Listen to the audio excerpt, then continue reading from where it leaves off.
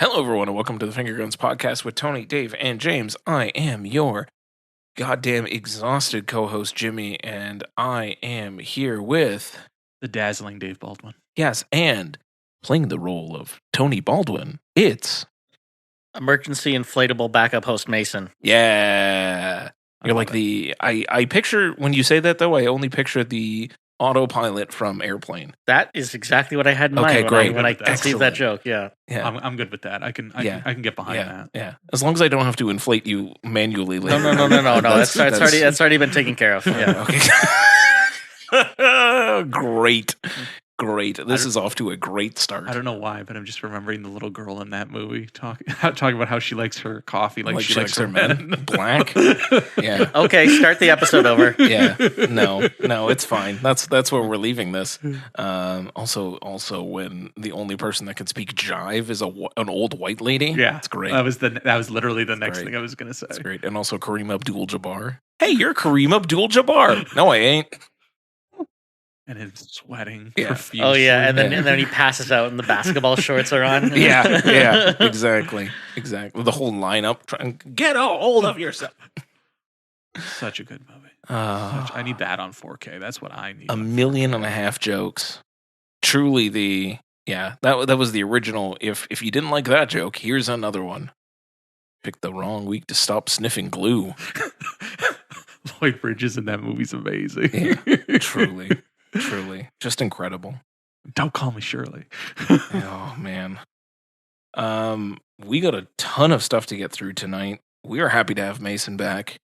Thank you for being here. Oh, it's my pleasure. I've heard, by the way, and I don't know if this compliment has made its way to you because I haven't seen you in a bit, but there's been a few people that have been like, oh, man, I was listening to that last episode that Mason was on, and I really like Mason's energy. Like, he's so good on the podcast. So, yeah, bring him back as many times as you like. And I'm like, oh, that's great. I'll tell Mason that.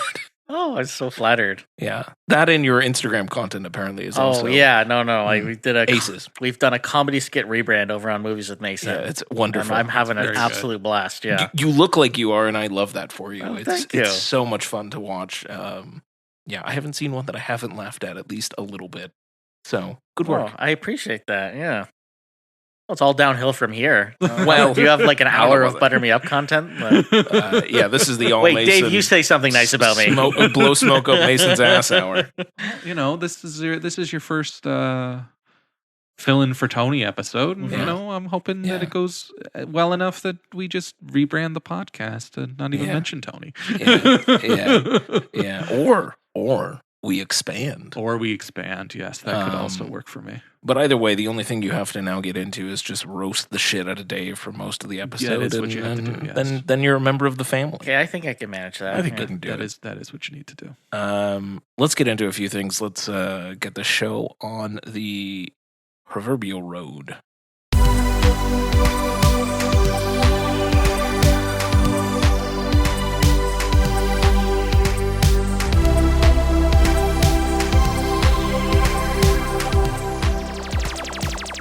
All right, Dave. I just wanted to give a quick. No. God damn it!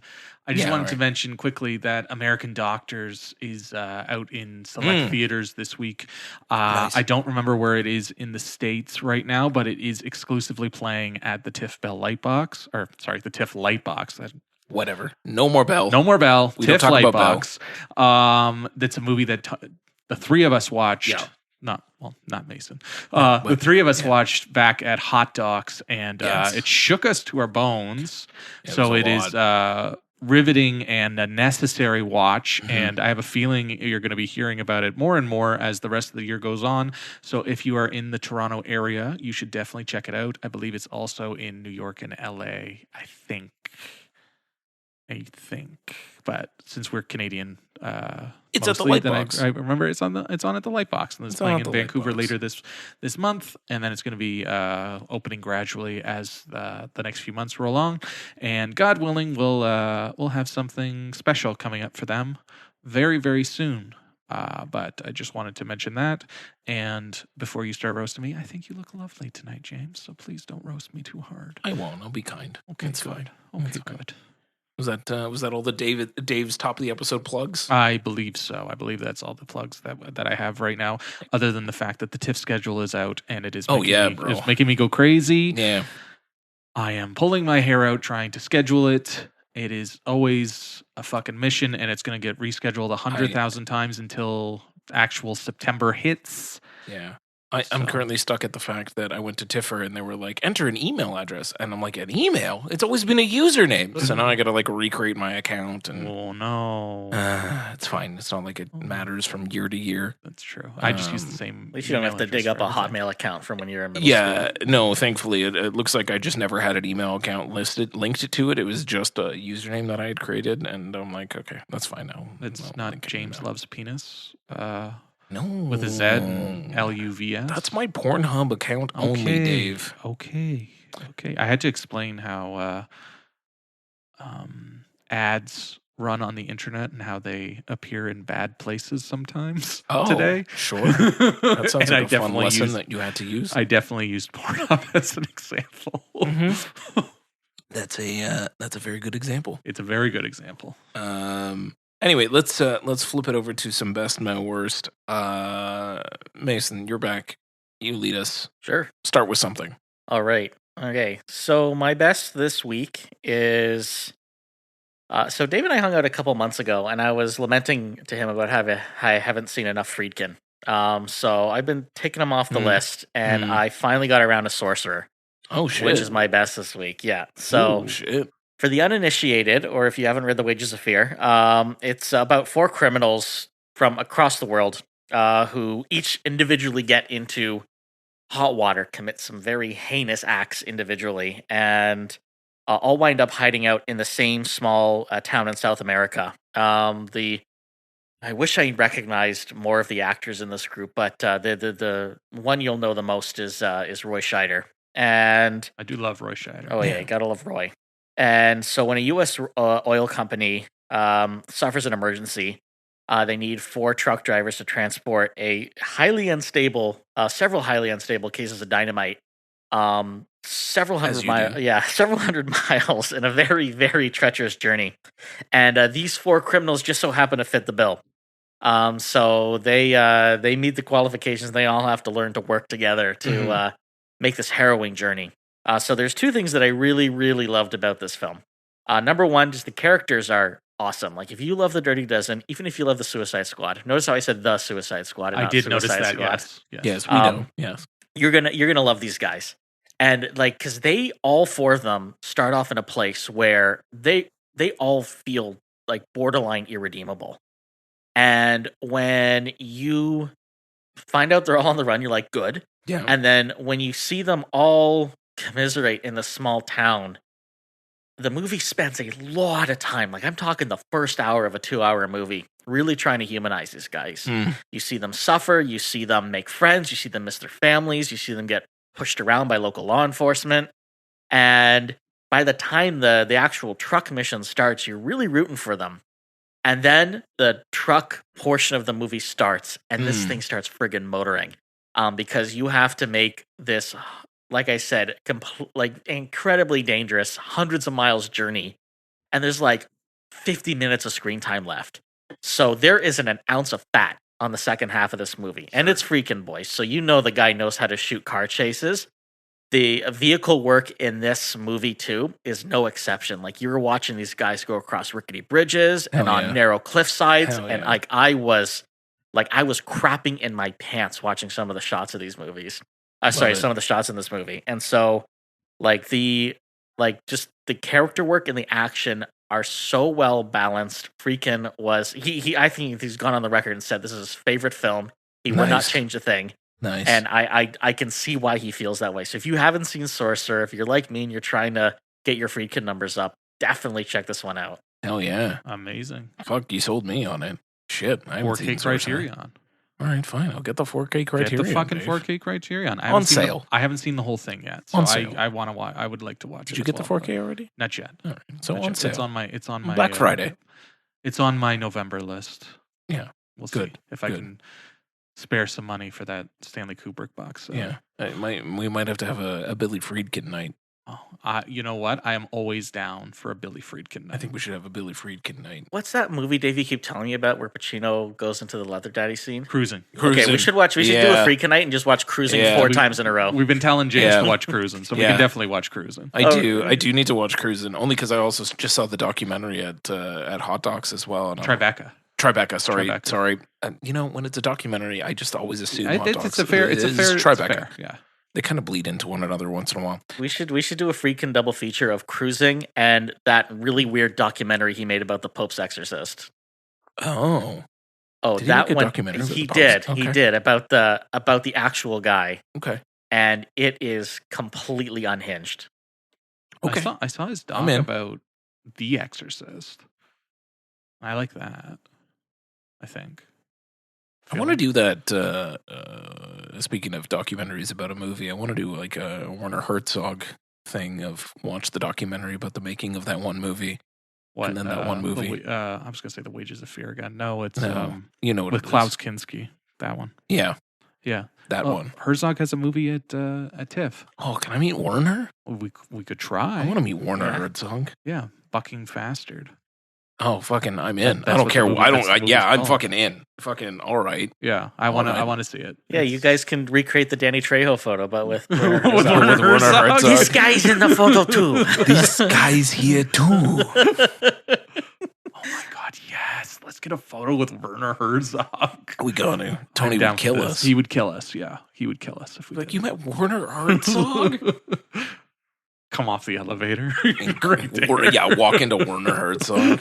You know what? That's probably exactly how it's going to happen. It's fucking Werner Herzog. It's not going to be like, behind a barrier. It's true. It's just going to be having a cup of coffee somewhere. And fucking Seth Rogen's wife has a movie at TIFF. Oh, good. So we'll run into Seth again. We've been running into Seth and his wife again, and hopefully we'll actually talk to her this time. Yeah. Just awkwardly being like... It was weird. It was right outside an elevator. What were we supposed to do? We already kind of felt bad that we were interrupting him anyway. I didn't feel bad. Well... That's because you have no soul, Dave. I have a soul. I was being nice to him, and we didn't ask for a photo. We were being nice, and we were just talking to him. It was true. We did the nice thing.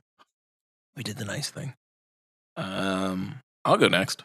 I got a actual best man worst to go through today. Proud of you. I'm debating where I want to put this, though. Okay. Not in your butt? Well, always in my butt. This is actually, now it's tough because this is you know what? Okay, fine. I'm not going to give too much away, but as folks have known, I've been rewatching all of the James Bonds. And we will come back. We will bring super friend and pal of the podcast, Greg back. Greg T. Keg back. Greg T. Keg, yes. And we will have our James Bond feature episode when Dave gets all of his Bond watches in. I could just be the moderator between you. I'm Greg also and okay Mason, with this. You guys can. I was going to say I want to be on that episode so badly. You're in. Okay. Good. Then Dave, you're Maybe moderating this moderate it, conversation. I love this a lot. Well, because at this rate, I'm not going to watch them all by the time we should do it. Yeah.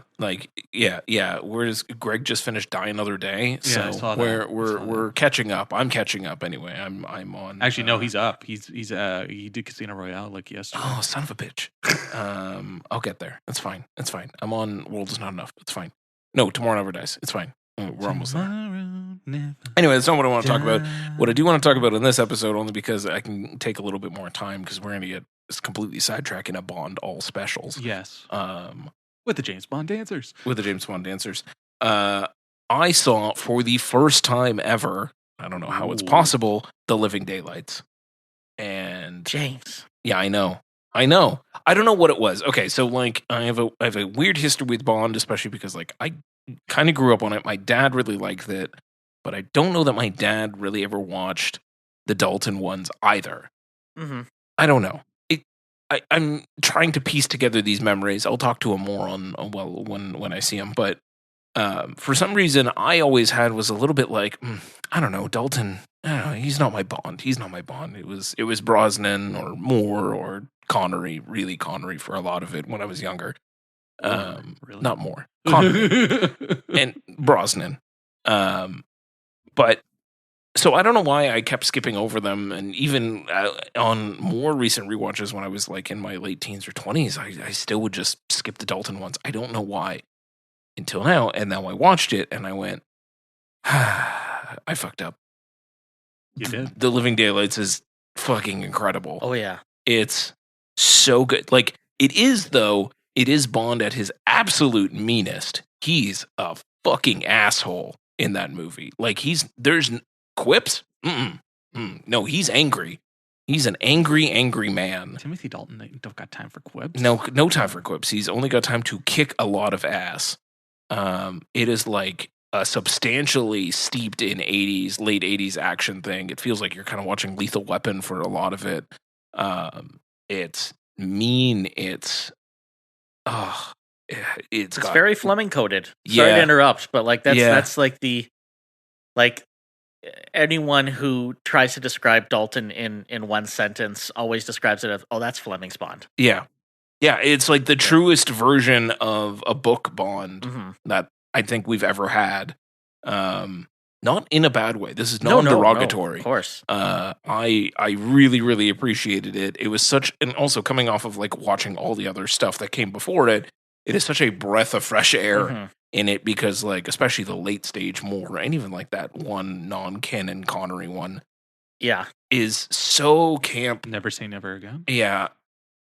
We'll have to come back to those at some point, but they're so camp and they're so quippy, and especially like A View to a Kill is fucking garbage.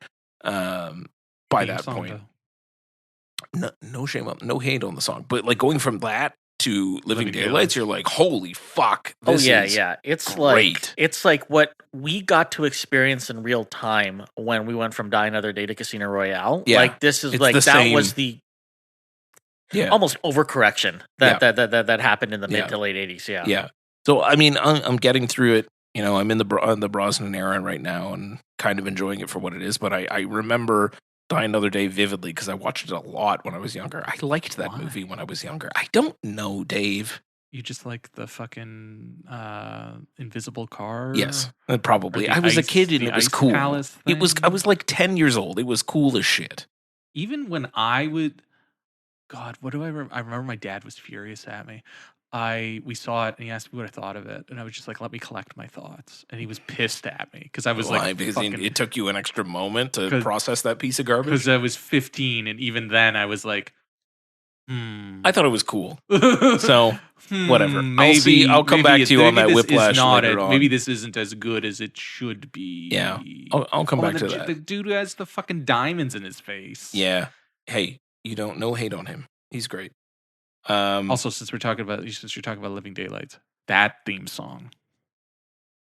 Yeah. Oh. Yeah. Uh-huh. Yeah. Yeah. It's great, man. It's great. John Rhys Davis in it. Like anyway. Who's the Bond girl in that one? I was just looking at it. Miriam Dabo. I don't know who that is. And you wouldn't. She's done nothing. She was a Bond girl. She was a Bond girl. Remember when Dr. Quinn Medicine Woman was a Bond girl? Yes. Anyway, that's going to be my best. I thoroughly enjoyed it. I watched both Daltons, and I was like, you know what? I need more Dalton. So then I watched Hot Fuzz because Dalton, he's excellent in that movie. But somehow you still haven't watched Beautician and the Beast? I still have not watched Beautician and the Beast, but I will. I will watch Beautician and the Beast for you, Dave. I hope you do. Okay. I really do. What's your best, buddy? I was going to talk about the Odyssey again, but since we just had an episode talking about it, I was like, maybe I shouldn't talk about the Odyssey. Yeah, I don't. Have your thoughts changed at all? Just tell me that. No. Great. Move on. I didn't hate. What's his dick? Zendaya's husband. As much. Thomas Holland. Yeah, I haven't. I thought his name was just Tom. Tomothy. Just Tom. Tobias. Yeah, I didn't hate him as much. Sure. But I did enjoy watching that again. I'm going to go see it, I think, one more time. One more again? Once more with feeling.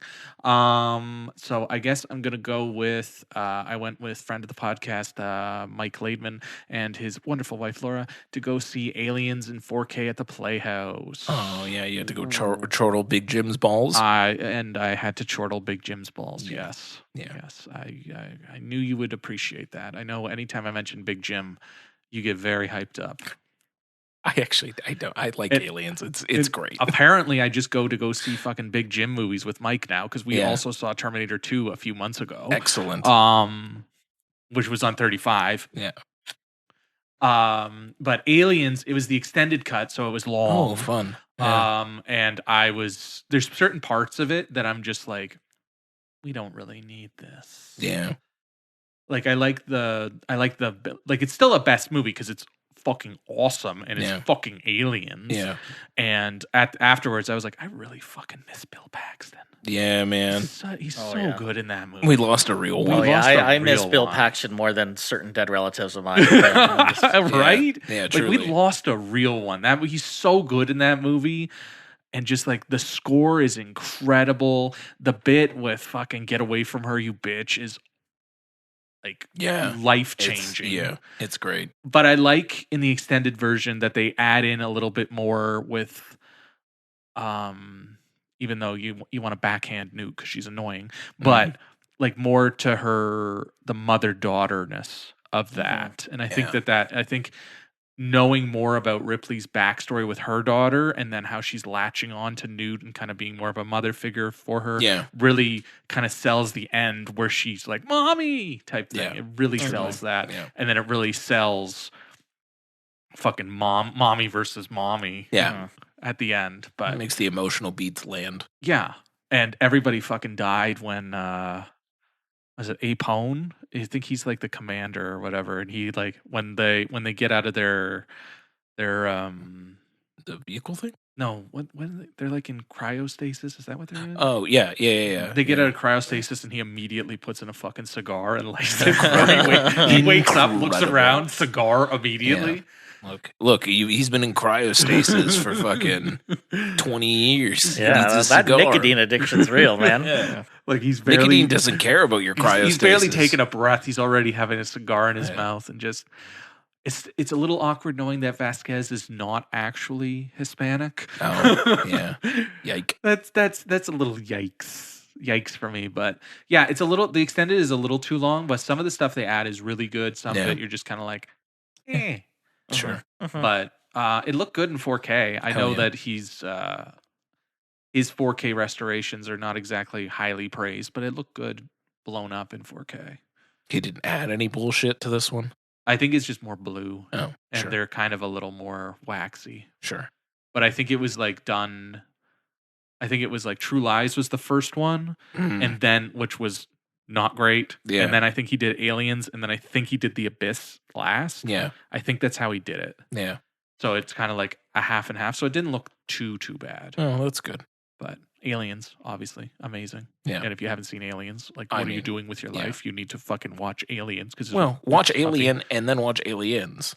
They're great. It's true. They're both incredible. And then just don't watch any of the others. Forget about everything else. And then just watch Aliens.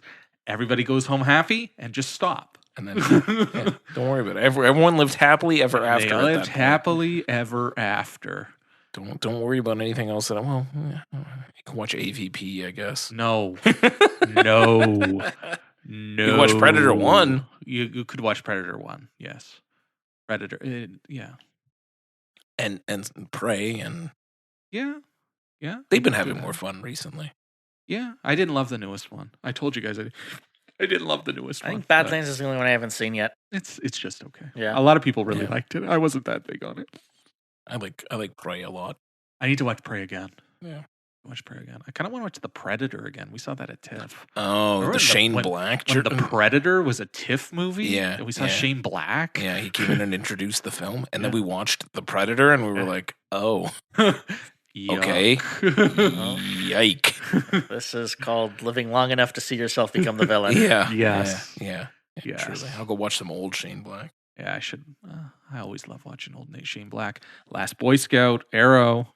Oh, gosh. I remember you sent that to me, yeah. Stop taking money directly out of Mason's wallet. Well, no.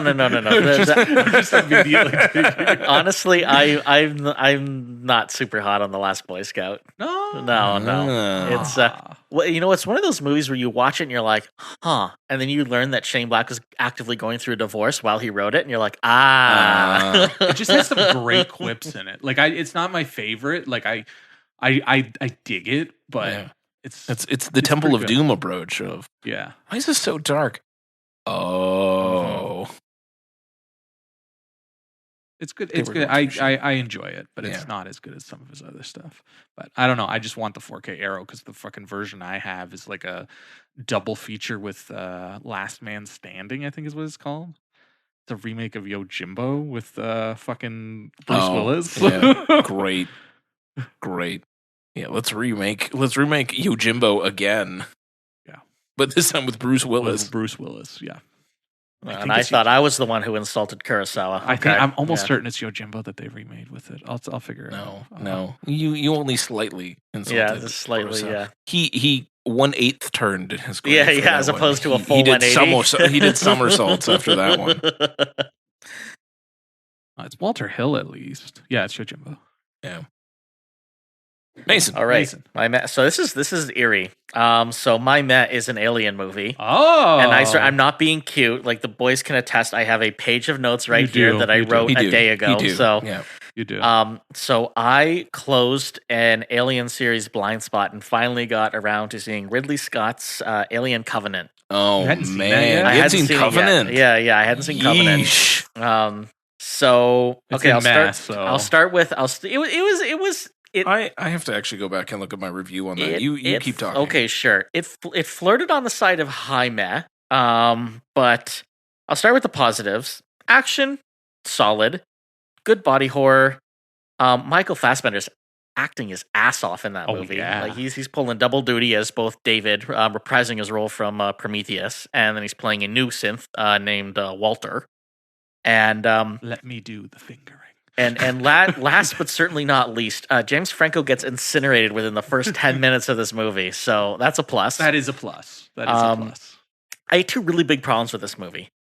So first of all, it had a lot of promise in the human drama department when it started off. That kind of fizzled out.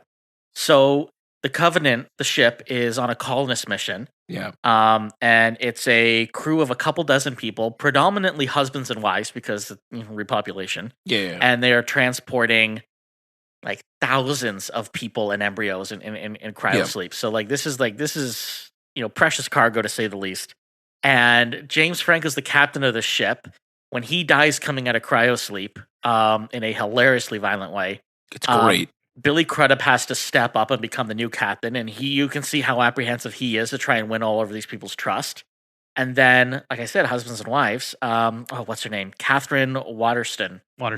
Plays James Franco's wife. So she's mourning her husband, but she's still got a job to do. Yeah, because she is part of a very small crew. So seeing her try and work through all of that emotion as well. Yeah. There was it's like, damn, I'm working really hard to, you're working overtime to get me to care about these guys. This is great. Yeah. And then the second the ship lands on the planet, all that goes out the window. Oh, yeah. Except for, Waterston and Danny McBride, of all people. Everyone becomes dead meat. Yeah. And then it just becomes, and then they land on the planet, and David's there, and he's trying to make aliens, and then it just becomes the Michael Fassbender show. And while that acting's very good, I felt very robbed of what I think the movie was promising in terms of some genuine human drama. Think about how much you cared about that crew in the first Alien movie. Yeah. And then even when was the last time I gave two shits about Harry Dean Stanton? Actually, you know what? That was a bad example. That was a bad example. Yeah, at least bring Yaphet Kotto. Yeah, I was gonna say I should have said Tom Skerritt. Or Tom Skerritt. There you go, Tom Skerritt. All right, sorry, Harry. Yeah. But we are pro Harry Dean Stanton. This is a pro Harry Dean Stanton podcast. Yes. That's true. Okay. Yes. My bad. So no, that was a huge letdown. And then a smaller sin, but a sin all the same, was the CGI in this movie. And I was watching a Blu-ray I got from the library, so it really wasn't supposed to be on full display just how bad the CGI looked in this movie, but it was rough. And that's a very unforgivable sin when it's a franchise that pioneered practical effects it's also fucking Ridley Scott. Yeah, though, it's and Ridley you Scott kind of demand a little better. Yeah, exactly. Who is really increasingly making an identity of himself of no, I'm one of the last shepherds of actual cinema right now. To see him cut a weird corner I know. Yeah. But to see him cut a corner like that on something that is literally the selling point of your movie was really disappointing. So there's a pile of good and a pile of bad. Again, you see James Franco becomes a crispy critter, so I can't stress that enough. But Yeah, no, I closed a blind spot. Glad I'm dead, but I just looked up my review, and it's coming back to me now. So it also kind of speaks to how forgettable this movie is. Very forgettable. I've barely a memory of watching it at this point. Although what you were saying, I was like, oh yeah. Oh yeah. Oh yeah. Like all of it is like triggering again. The ending's bullshit. I watched it very shortly after Prometheus. Oh, okay. Kind of in a back-to-back kind of thing, because I had seen Prometheus and then I kind of skipped over Covenant, and then I was like, I think I was rewatching stuff ahead of the last Romulus. Ahead of Romulus. And I watched Prometheus and Covenant almost back to back. It was like within a couple days of each other. And I just checked my review, and apparently when you do that, Covenant works a lot better. That makes sense. Because I liked that movie, and I am remembering enjoying that movie, and I think it's just because like Prometheus is just such a like. I like Prometheus. I do too, but I dig it. It's a lot of Covenant. It's a lot of big ideas, though. Covenant is a lot more action packed, kind of like an Aliens kind of thing. I think that's more of what it is. And I think that's why, like, after watching Prometheus, I was like, all right, this is heavy, and I see what you're getting at, and there's a lot going on here. But Covenant is pretty fucking straightforward. Like, it's not the most complicated thing that's happening. You got to deal with the fucking Michael Fassbender fucking making weird alien hybrid shit. Mm-hmm. And then like a whole bunch of people are being turned into mincemeat the entire time, and I'm just like, this fucking rules. Like, and it felt like there's a lot of apologizing for Prometheus throughout as well. Like there's that flashback scene where Michael Fassbender like kills all of the engineers. And it very much felt like that scene where all the Spectre gets wiped out and no time to die. And it's like, okay, forget it. It's fine. It don't worry happened. about it. Yeah. I tried something. No one liked it.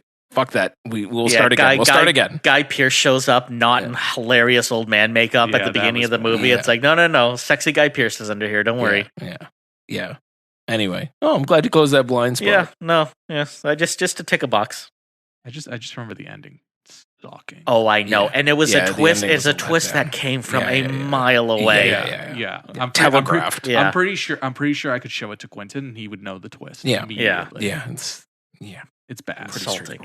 It's bad. But yeah, I still love him. Let me do the fingering. Okay, Michael Fassbender flirting with yourself. Oh yeah, I see it too. You get him? Folks at home, there's a bug in here. We will get it. If you hear claps, I'm not going to cut away. We're just gonna play Who Kills the Fly first. Yeah. Anyway, he's not paying rent. Does that come back to me now? It does. Yeah. Okay. I'm gonna throw this in a meh. It's kind of a lower meh. Well, almost mid. It was 2.5 stars out of 5, so that is kind of as meh as it gets, I guess. That would be a meh, yeah. I want to talk about Masters of the Universe. Oh, okay. I watched this. Yeah. The new one, right? The new one. Okay. Yeah. Something I'm going to preface with that. I was like, I'm not a big He-Man fan to be like. I don't have any connection. So you don't have the power? I generally have the power. Okay. I also have an unabashed love for what's going on. Yeah. I'll never. That changed my life. At the right time, or I was the right age. I believe the correct title, Jimmy, is yes. Hey, yeah. It's incredible. It's wonderful. The absolute gall of this film to actually never use that version will bother me to the end of time. The movie itself, I mean, it's fine. There's a lot. It's far too fucking long. It is like 2.5 hours long for some inexplicable reason. He-Man does not need that much fucking story to it. It's fucking He-Man. It's fine. I will say also it actively lulled me to sleep in the middle. I had to watch it in 2 parts because I was like, I watched it in 2 parts too, and I think that helped me, actually. I think it helped me think that it was fine, but the fact that it put me to sleep tells me a lot about this movie. That would sound right. I thought, like, acting-wise, it was fine. Idris is doing something. My favorite part, and I hate myself for saying it, is everything Jared Leto's doing. Great. It's because you don't see his face, stupid face. Yeah, you can't tell that it's Jared Leto. He's doing a crazy-ass voice as well. And just like he's having a fucking blast. It's true. Every scene that he's on, he's like, oh, he understands the entire assignment of this movie. I'm just happy it's his last movie, so we don't even hear from him ever again. No, it's just one of there's I think an observable continuum now where it's like the less you see of Jared Leto, like the better of performance he delivers. Like like you will lose a bar bet over whether or not he played the Hatbox Ghost in that Haunted Mansion movie from a few years ago. Oh shit! And that's a thoroughly forgettable movie. Yeah, but he was like creepy and campy as hell in that movie, and it was like he was having a lot. Yeah. But he was having a lot of fun. Yeah. So I mean, the long and short of this movie is, a lot of fisting jokes.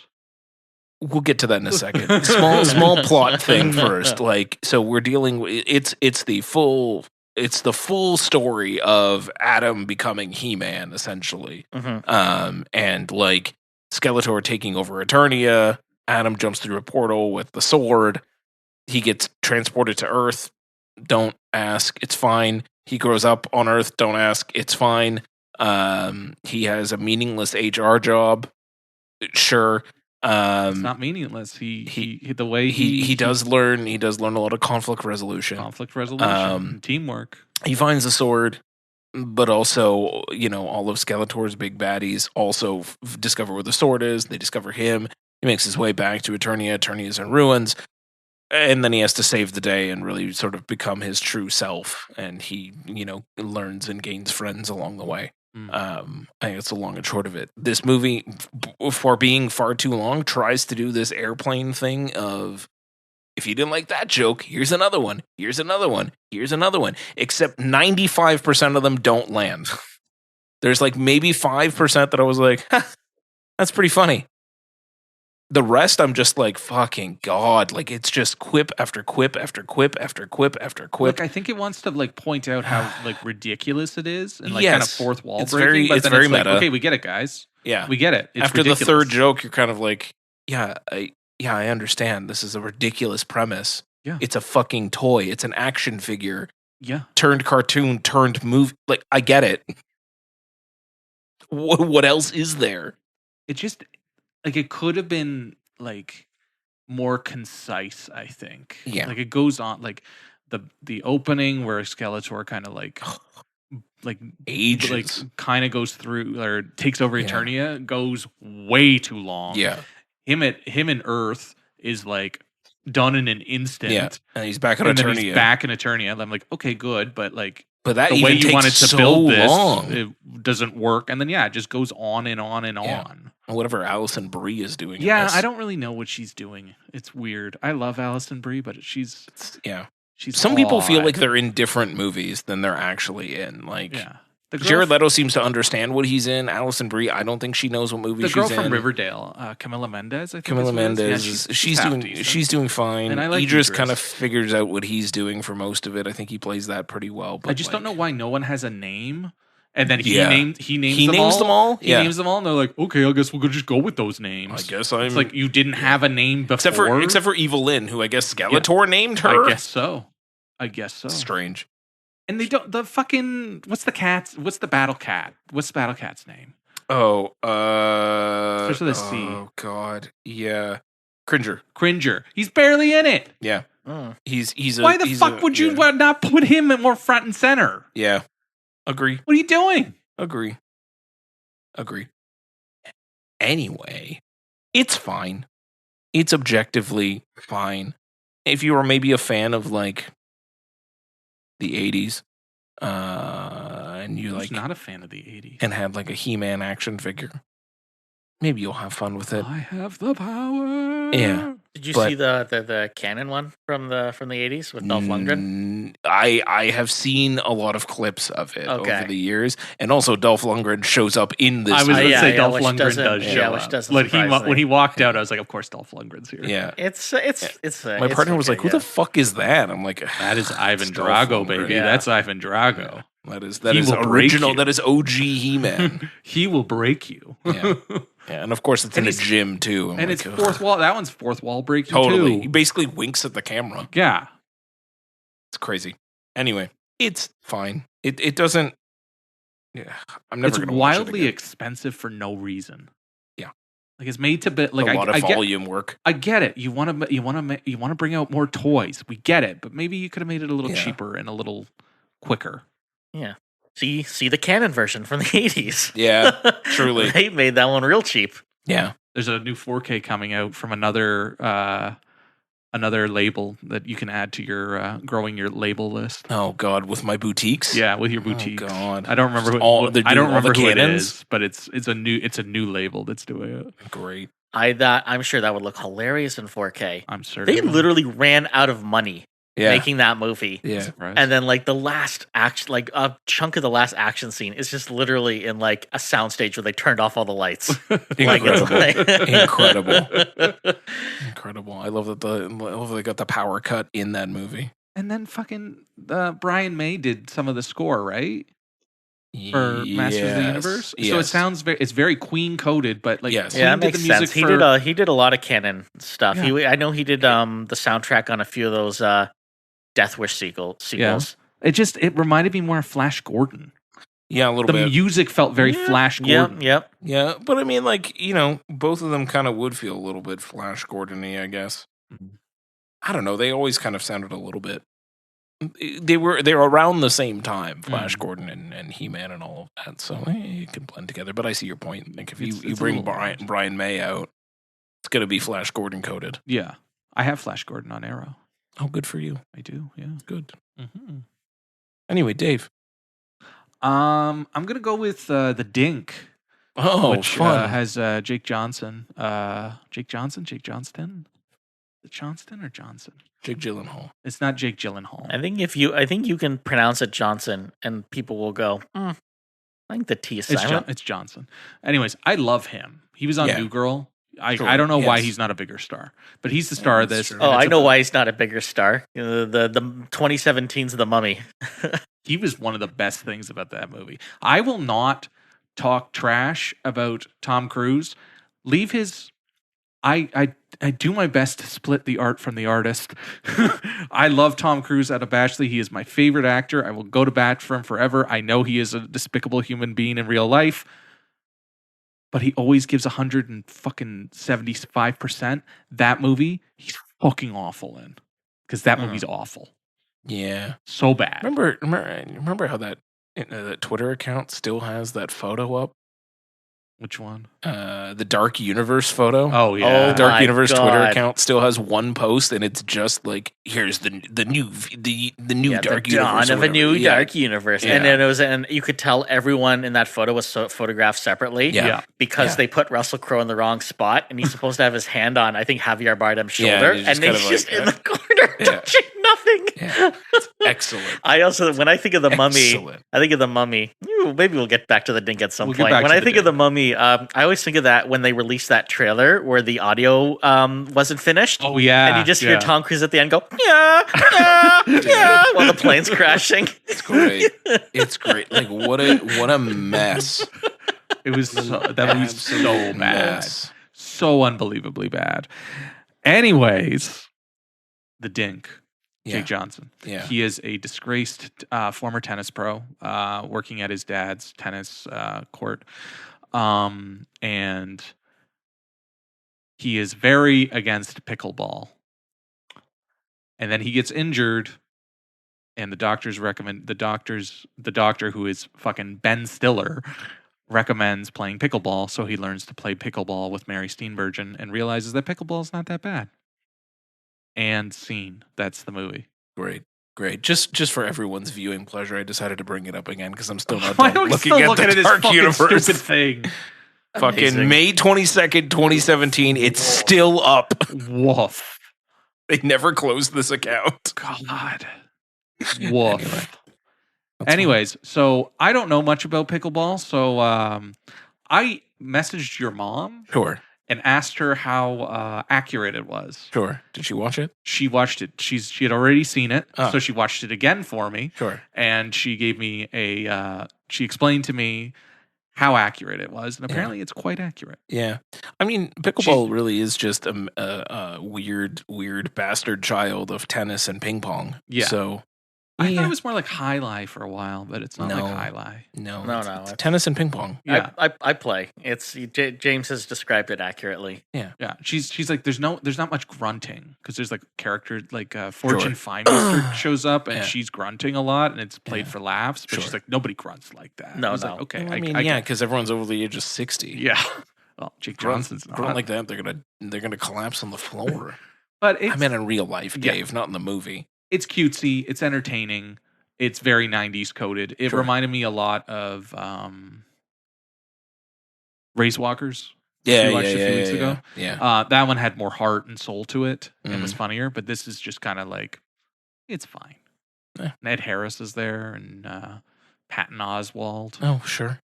Yeah, and the one character has a like erotic feelings for the a boat. A boat, like a physical boat. Yeah, like a navy vessel thing. Oh, is it like one of those like TLC specials where it's like I married a roller coaster? Kind of like that. Oh God. Yeah. Okay. He put his penis in the smokestack. I don't know, but they keep going back to it, and I'm like, why? Don't stop going back to this. Oh, stop going back to this. Oh, that's weird. Yeah, I want to say it's the challenge. It's not the Challenger, but it's. The Challenger's a spacecraft. Yeah, Dave. it's a spacecraft. But I don't remember what it is. Can you imagine if you were in love with the Challenger? Farewell. No! God, my beautiful boy! He's pieces now. Look how they massacred my boy! But dark. It goes on for too long. I'm like, what is this joke? What are you getting at? Martin Cove shows up for a bit. You're like, no, get out of here. Lord. And Andy Roddick is one of the villains. Lord help me. And what's his name shows up? God, what is his fucking name? He's tennis pro. Roger Federer. It's not Roger Federer. He's old. Martin Cove's looking rough these days, man. Like he looked okay in Cobra Kai. He is aged. John McEnroe. Oh, McEnroe. Yeah, he's aged, and it looks. He's aged into someone who tried to draw Martin Cove from memory. Like it's not a good look. Wonderful. But it's fine. It's a throwaway Saturday movie. I was entertained by it, but it's not the greatest thing in the world. It's the very definition of a meh. But now I know more about pickleball, and apparently I have a long-standing invitation to learn how to play so pickleball. do I, Dave. My mom is an actual instructor, and I've never taken her up on it. I've just flat refused. I guess me and you are going to go. I guess we're going to have to take a lesson. We're going to have to take a lesson, but she was very much like, let's do that. Let's do this. Yeah. She's like, it's a lot of fun. It's a lot of fun. I don't get up for any reason. And like pickleball it's a good time. Yeah. Oh, I love that. She was also like, you can't learn pickleball in an hour. That's very inaccurate. I was like, yeah. You can learn the basics in an hour. Yeah. Yes. So thank you, Joanne Amatuzio, for thanks, Mom. Talking to me and telling me about the accuracy of this film. Our podcast is a resident pickleball expert. Yes, we have a resident pickleball expert. So if you want to know more about pickleball, watch The Dink or talk to Joanne. Talk to my mom. Mason. Worst time? Okay, so this we're gonna pull double duty here. I'm doing a worst, and I'm taking over Tony's segment of Tubi at 2 a.m. Love it. I am so proud. I mean, where else would you find it? Yeah. So, yep. Fair enough. I am so proud of you. I'm glad I put this. I'm glad I put this out to you. I do have to put an asterisk. So it wasn't 2 a.m. I have a 10-month-old man. If I'm up at 2 a.m., something's wrong. Okay. Nobody is as insane as Tony Baldwin. This is true. No, these are true. That facts. man is still watching movies at 2 a.m. These are true right facts. now. I'm sure he's got one on right now. I'm sure he does. So we're gonna amend this segment from Tubi at 2 a.m. to Tubi at 9:35 at night. Sure, fair. Specific. You took note of the start time. Oh yeah, I appreciate you. No. I wanted I Accuracy wanted to is plant key to a this seed podcast. so I could make this mediocre joke now. Sure. So I watched. So here's the method to my madness, gentlemen. Sure. Tubi really is a bit of a rabbit hole. So I'm just like, okay, what kind of movie do I want to see? And I just typed in creepy doll, and I clicked on the first thing that came up. Oh no! And I stumbled across a movie from 2015 called Robert the Doll. Oh no! Oh no! or as the title card refers to it, just Robert. Okay. And I didn't know this until after I'd seen the film. It is the first in a series of films, and I wrote down. I'm gonna read out all the sequels. So there's Robert the Doll, The Curse of Robert the Doll, Robert and the Toy Maker, The Legend of Robert the Doll, and brace yourself, Robert Reborn. Oh. And oh boy, that must have been a hell of a reboot. The premise of this is a family fires their old senile housekeeper. And so as an act of revenge, she gives the little boy in a family this doll named Robert, who eventually comes to life and starts killing people. Sure, as you do. Yeah. So this came out in 2015, as I mentioned. So they are very much harping on the success and popularity of Annabelle.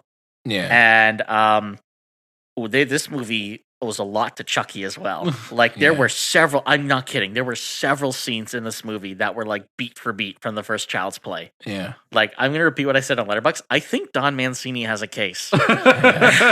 And did they forget to turn the doll from evil back to good? Yeah, they did. It's not bad. You got to check that switch, man. You gotta check that switch. That gets you every time. And so, like Annabelle, Robert is actually a real doll. It's in a museum somewhere. And like Annabelle, the real life Annabelle, the actual doll is adorable. So they had to uglify it up for the movie a little bit. Sure. And this props to the prop master of this movie. This doll looks, I'm not kidding, this doll looks exactly like Willem Dafoe. Hell yeah. Are you saying Willem Dafoe is ugly? Yeah. No, I'm not. Yeah. We're also pro Willem Dafoe on this podcast. So this movie was annoying. And are you both now looking up Robert the Doll? Oh my god, it does look like Willem Dafoe. It is. Oh my god, it does. It's Willem Dafoe by way of like Team America. Yeah, he looks like if Willem Dafoe auditioned for Ron Weasley in the 2001 Harry Potter movie. Yeah. Why does he look so much like Willem Dafoe? So this movie annoyed me in a very specific way, and it wasn't the fact that it was a ripoff. Like I get it. It's Tubi, guys. You know, buy the ticket, ride the ride. But when you are a ripoff movie that is so closely copying Annabelle and Chucky's Homework, I truly think that the only crime you can commit is being boring. And my God, is this movie boring? Oh no! And so they do this really, really frustrating thing where in the cold open, they waste no time. They just reveal that this doll is alive. Like it is not open to interpretation. This doll is alive. And then you don't see him do anything again until like maybe the last 10 minutes. So it is like, and the rest of the movie, he's in the house, all this weird stuff is happening, but they keep throwing up red herrings. Like, like the little boy that they gave the doll to, he's saying like the doll is talking and the doll is telling him things. Maybe he's a la Child's Play. Is he making this all up? And then there's this thread about how the mom has like a history of mental illness and psychosis, and like, maybe this is all in her head. And it's like, no, you guys got to be kidding me. Like, we know the doll's alive. We saw it. Like, stop wasting our time and put this guy on a killing spree. Yeah. And so that was that. And you know what? Okay, fine. You know, it's expensive to shoot that kind of, hey, you have puppetry and stuff. No. Bullshit. Like, Charles Band made a career showing dolls and puppets killing people for, like, no money. So if he can do it, so can you. And the other thing that really annoyed me... Really feel. I've been thinking about this for a while. This made Mason upset. And fucking Robert the Doll, go to hell. And the other thing that really, really irked me, it's like something even Chekhovian about it, is that all throughout the movie, this little kid's going, I hear Robert talking. Robert's talking to me. Robert's talking. And you never hear this doll talk. And I'm that upset the entire time. God. I wanted him to have Throw a little... it in the bin. I know. I wanted him to have a little Willem Dafoe voice. Yeah. That would have been voiced great. by Willem Dafoe. Yeah, exactly. Like, you shouldn't have fired that housekeeper. Yeah. You didn't know she had a Dafoe doll. Yeah. Oh my God. I just want a movie where Willem Dafoe kills people as a doll. Yeah, so this was infuriating. If you have me back, I'm at a crossroads. Either I can just go in a completely different direction for the next Tubi watch, or I can start making my way through all these sequels. We'll ponder that offline. Real Sophie's choice on that one. I don't know how to feel about that. I'm intrigued though. I am intrigued. So it's me. It is you. Which might be you and me for this one. Oh. Ooh, a twofer. You really don't want me to talk about Supergirl? I'm okay with that. I mean, you could talk about Supergirl. I don't really want to talk about Supergirl. Well, maybe I'll talk about Supergirl. We'll see. We're gonna continue down the Tubi train here Whoa. about random bullshit that we watched on Tubi. Like that really should be like their slogan, like random bullshit. Random bullshit brought to you by Tubi. I found out about this movie, a weird sequence of events, but I found out about this movie because I was actively at one point looking for B movies, and then my Instagram algorithm got flooded with B movies, and this one kept like the Jerry Seinfeld movie. Yes, the B movie. My Instagram algorithm got flooded, and this one kept coming up, and I was like, this can't be real. Like these scenes are insane. And I'm talking about the Dallas Connection. I knew nothing about this movie other than the occasional. I think I watched 3 clips on Instagram because they got fed to me in rapid succession that day that I was just flooded with B movies, and I was just like, this is too much. Like this is crazy. And I was telling Dave about it. Dave and I decided to watch it. We did, yes. And immediately within 2.5 minutes of putting it on, Dave's like, pause this, start it again. We need to record all of this. And we did. So at some point, maybe you'll hear or we'll release a commentary track onto the world of this. But Dave, help me out. What the fuck is this movie? It is about, I guess, a group of assassins. Yeah. Who are murdering scientists. Yeah. Who are supposed to meet in Dallas. I guess they're going to launch a satellite of some sort. Yes. And everything is conferring in Dallas. Yeah, everything's conferring in Dallas, and they all need these chips. Yes. And so they're looking for the last guy who there's one scientist left. And so another organization has the chips and needs to keep that guy alive. Yeah. And I guess the assassins start coming for the organization. Yeah. It's your classic story of a team of assassins, team of secret agents, and they got to fight to save the world. Yeah. And I guess the team of assassins are all buxom supermodels. Yeah. Who don't Playboy playmates as well. They don't keep their clothes on. Yeah. And one of the secret agents is also of that group. And I think one of the lines I remember is that he wanted to suck the paint off her toes. Yeah. That was like the pickup line. And I was like, huh. Yeah. Okay. Yeah. Cool. I'll get to the one line that broke Dave and I in a second, but like this is also the kind of movie where it's like establishing shots of stock footage of Paris, France. Mm. And then it goes to the actual scene. You're like, this is Atlanta, Georgia. It was like world traveling. You're all over the world, except every time it got to the actual scenes shot for the movie, it was Atlanta, Georgia. You're like, this isn't. What That's the not fuck South Africa? South Africa, Atlanta, Georgia.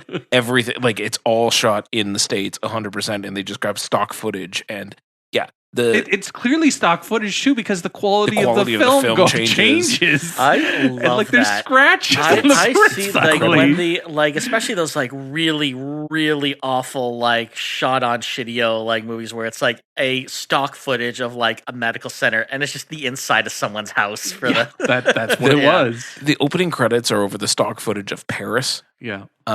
They do a similar thing when they go to South Africa, and it's like stock footage, but it's really just like Africa in general because you're just on safari the entire time. And it goes on for so minutes. long that I'm like, is David Attenborough about to narrate for us? Like, why am I watching stock footage of a lion?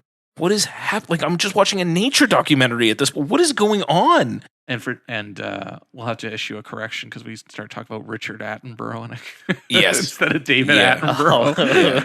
And I'm like, I call him Dick, and James is like, "You're not a first name. You can't call him Dick." Yeah. we were also severely high at this point, which I think is the recommended viewing experience for this movie. This movie is 96% softcore porn. It is, yeah. 0.5% plot, and the rest of it is just really, really bad explosions. Or like when they go to a track, like a horse racing track, and there's it's supposed to be a big, it's supposed to be a big horse race. It's like the Kentucky Derby level of like, oh my god, this is a serious horse race that's happening. Except all of that was stock footage, and every time you cut to them, they're at the racetrack. Nothing's going on. No one is there. Some guy sweeping in the back. Yeah, basically. Hey, are you supposed to be here? Yeah, that's literally what it is. It's supposed to be bustling, but nobody's there. No one there. The line that broke Dave and I is one of the assassins. They finish doing their business and killing some folks, or keeping some folks hostage, and she's as the scene ends, she goes, make sure you rape them first and then kill them. That's what I would do. And I was like, what the fuck? You can't just say that. I would have gone out and smoked a cigarette for about 20 minutes before coming back. I would just turn the movie off. My mind just broke. We were like, what the fuck is happening? We couldn't even. I was like, wait, what? What year did this movie come out? Like 93 or something? 1994. Wow. Okay. Yeah. Like it would, like that line shouldn't have gone over well at any time. But specifically, maybe not then. Yeah. I don't think so. No. Just like rape him first. What? I believe you get your ass kicked for saying something like that. That's what I would do. Yeah. Anyway, I'm throwing this in worst, but this film is a masterpiece. It is. It's a sight to behold. I can't believe that it exists. And I'm kind of happy that it exists. Yeah, we got 10 minutes in, and I'm like, why are we watching softcore porn, James? Yeah, there's so much softcore porn. It is, those interstitials back when Spike TV used to exist, where it was just like explosions, tits. This is Spike TV for men. It's that for 94 minutes. Wow. Oh, and they had this obsession with RC, like blowing people up with RC, putting dynamite putting on sticks of dynamite on it. But they're like little fucking little twig dynamite things. My God, who's the villain of this movie? The Penguin? Yeah, it's so good. Every time, like they somebody named Black Widow. Yeah, and then she comes back in a sequel or like a spinoff, and her name is Widow Black. Yeah, yeah, because Stanley issued a cease and desist. Yeah, they blow up a man playing golf because everyone explodes in this. No one is killed with a gun. Everyone explodes. But like they've clearly like set it up so you're in the rough. He's about to take a swing of his golf club, and the frame slightly moves because they didn't set it up quite properly, and it's very clearly a dummy that explodes, and you're just like, yeah, this is chef's kiss, beautiful, absolute cinema. I love it. Remind me not to have sex with you. Yeah, great. It's impressive how, considering the amount of Vinegar Syndrome the two of you have consumed. Like, the fact that you were taken this aback by all the salacious material in this movie that's saying something. It was a journey. Yeah, it was a journey, truly. But apparently the director and his son have made multiple movies that are on Tubi that are all have like the same actors in it. So I might go down. Sedaris is the last name. So if you find yourself on a Tubi film, you're like, okay, directed by insert name here, Sedaris. I think it's Andrew Sedaris or Andy Sedaris is the dad, and then Drew Sedaris is David the son. and Amy Sedaris. No. Yeah. So it was fun watching it, and it was fun recording the commentary. Yeah. So maybe at some point you'll see it, but I can't recommend enough for a late night Tubi watch. The Dallas Connection. Jesus Christ, it was an insane experience. It's also only 94 minutes, blissfully short. Unfortunately, Robert the Doll was longer. I really got hosed. Whoa, that's crazy. Oopsie. That feels illegal. Nothing on Tubi should be longer than 95 minutes. Yeah. That's the fact that I'm going with. That's a good one. Yeah, I would agree with that. I guess I'll just go quick because we have quite a few screeners to go through. Supergirl, woof. Bad? Woof. Yikes. Like we were going to cover that goes in our category of we were supposed to cover this. Oh, glad we didn't. I'm so glad we didn't. It Hell is bad. Like I thought it was going. I went in assuming it would be bad. It's worse. Yeah. Like it just. Way to go, DC. You're just like, what the hell? Like Mindy Alcock is great. She's very good in it. But then it just seems endless. It just keeps going and going, and then fucking Jason Momoa shows up as Lobo, and you're like, what the hell are you doing, Jason Momoa? I thought he was Aquaman. He used to be Aquaman, now he's Lobo, and it's like, what are you doing? Why are we backdooring Lobo in this movie? And fucking David what's his name? Coruscant? Cornsweat. Yeah. He keeps showing up. He keeps showing up. He's like, hey guys, remember I'm Superman. It's like, we get it, guys. We get it. But it's so bad. And there's a needle drop of this cover of The Middle by Jimmy. This has been memed to oblivion online. It's so bad. It just takes some time in the middle. This. Terrible. Why is this here? And just CGI nonsense and just like, it's not even like great. I'm glad it's not about saving the world. Like she's just trying to save women who have been enslaved to be sex slaves. Sure. Which feels very Mad Max coded, and it looks like Mad Max for a little bit. But I was just like, what is this? And the villain sucks. Oh, I heard the villain was... I haven't seen it. I heard the villain was awful. It's Matthias Schoenarts. Yeah, he's so bad. You're like, what is this nonsense? Like, it feels like it was like they're like, oh yeah, we can try to make a Jimmy Gunn movie, but it's not quite a Jimmy Gunn movie. And then they fucking fridge Crypto again. Huh. I'm like, didn't we already do this, guys? And then they have to show the fall of Krypton. And it's like, didn't we already do this, guys? No, we didn't do it enough. Like, what are we doing? What are we doing? Yeah. Who thought this was a good idea? Jimmy Gunn. Apparently Jimmy Gunn. Like, I am boys with Jimmy Gunn, and this is not... Like, I would have been like, dude, no. Yeah. What are you doing? I've said it once, I'll say it again. It's time for DC to throw in the towel. Well, I still want Batman movies, though. No. And that Clayface trailer is decent. Like, maybe they just need to make cheaper movies. Random nonsense? Just, not every movie needs to be $200 million. Like, you can just make a $40 million Clayface body horror movie. Stop trying to make a universe. Yeah. Just make the movie. Yeah. Like, if I want to watch a Supergirl movie, I want to watch a Supergirl movie. I don't want to watch fucking Lobo and Superman and find out more about Krypton. Lobo and Friends. Lobo and Friends. And what's his name? Give me a sec. I don't want to go on about this because I want to just go quickly. Her dad is David Krumholtz. Yeah. I'm like, what are you doing here? Why are you trying to speak Kryptonian? I don't know. He's David Krumholtz. It's bad. Yeah. It's so bad. Fair enough. It's like it's not redeemable. I have no plans on watching. Hearing that Bernard the Elf is now playing someone's father in a movie, I nearly turned into a skeleton. A little bit, We're right? getting old, guys. A little bit, yeah. It does make you feel old. You're like, no. The guy from Numbers is the dad. Yeah, to an adult. Yeah. But yeah, it's not good. It's just a mess of scenes that are just kind of cobbled together. Like, it feels Frankenstein together, the kind of movie that you're like, oh yeah, this tested horribly, and they just kind of threw something together because they needed to make something. It's like, we already spent too much money. I'm going to see Coyote versus Acme next week, and I'm excited about it. But it looks like a movie, and I've heard it's a movie, but they shelved it for tax-related purposes. Why wouldn't you shelve the movie that looks fucking awful?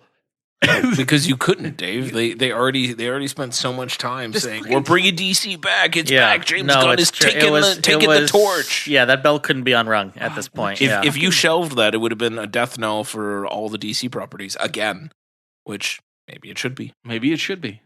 Maybe we just need to learn that we don't need to make extended universes. Maybe you can just make one movie. I mean, the Dark Universe is still trying. I know the Dark Universe is still trying. Have you seen them on social? They're still active. I know they're still active on social, James. I know. But maybe they shouldn't.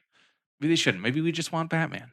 Like, just give me the We just want the Batman movie. We just want the Superman movie. Just do it. Yeah. Just do it. Yeah. Stop trying to connect everything. And fucking Wonder Woman is apparently in the new Superman. Cool. And they're going to be I'm certain they're going to bring Peacemaker into it. Because the entirety of the second season of Peacemaker apparently leads into Superman or Man of Tomorrow.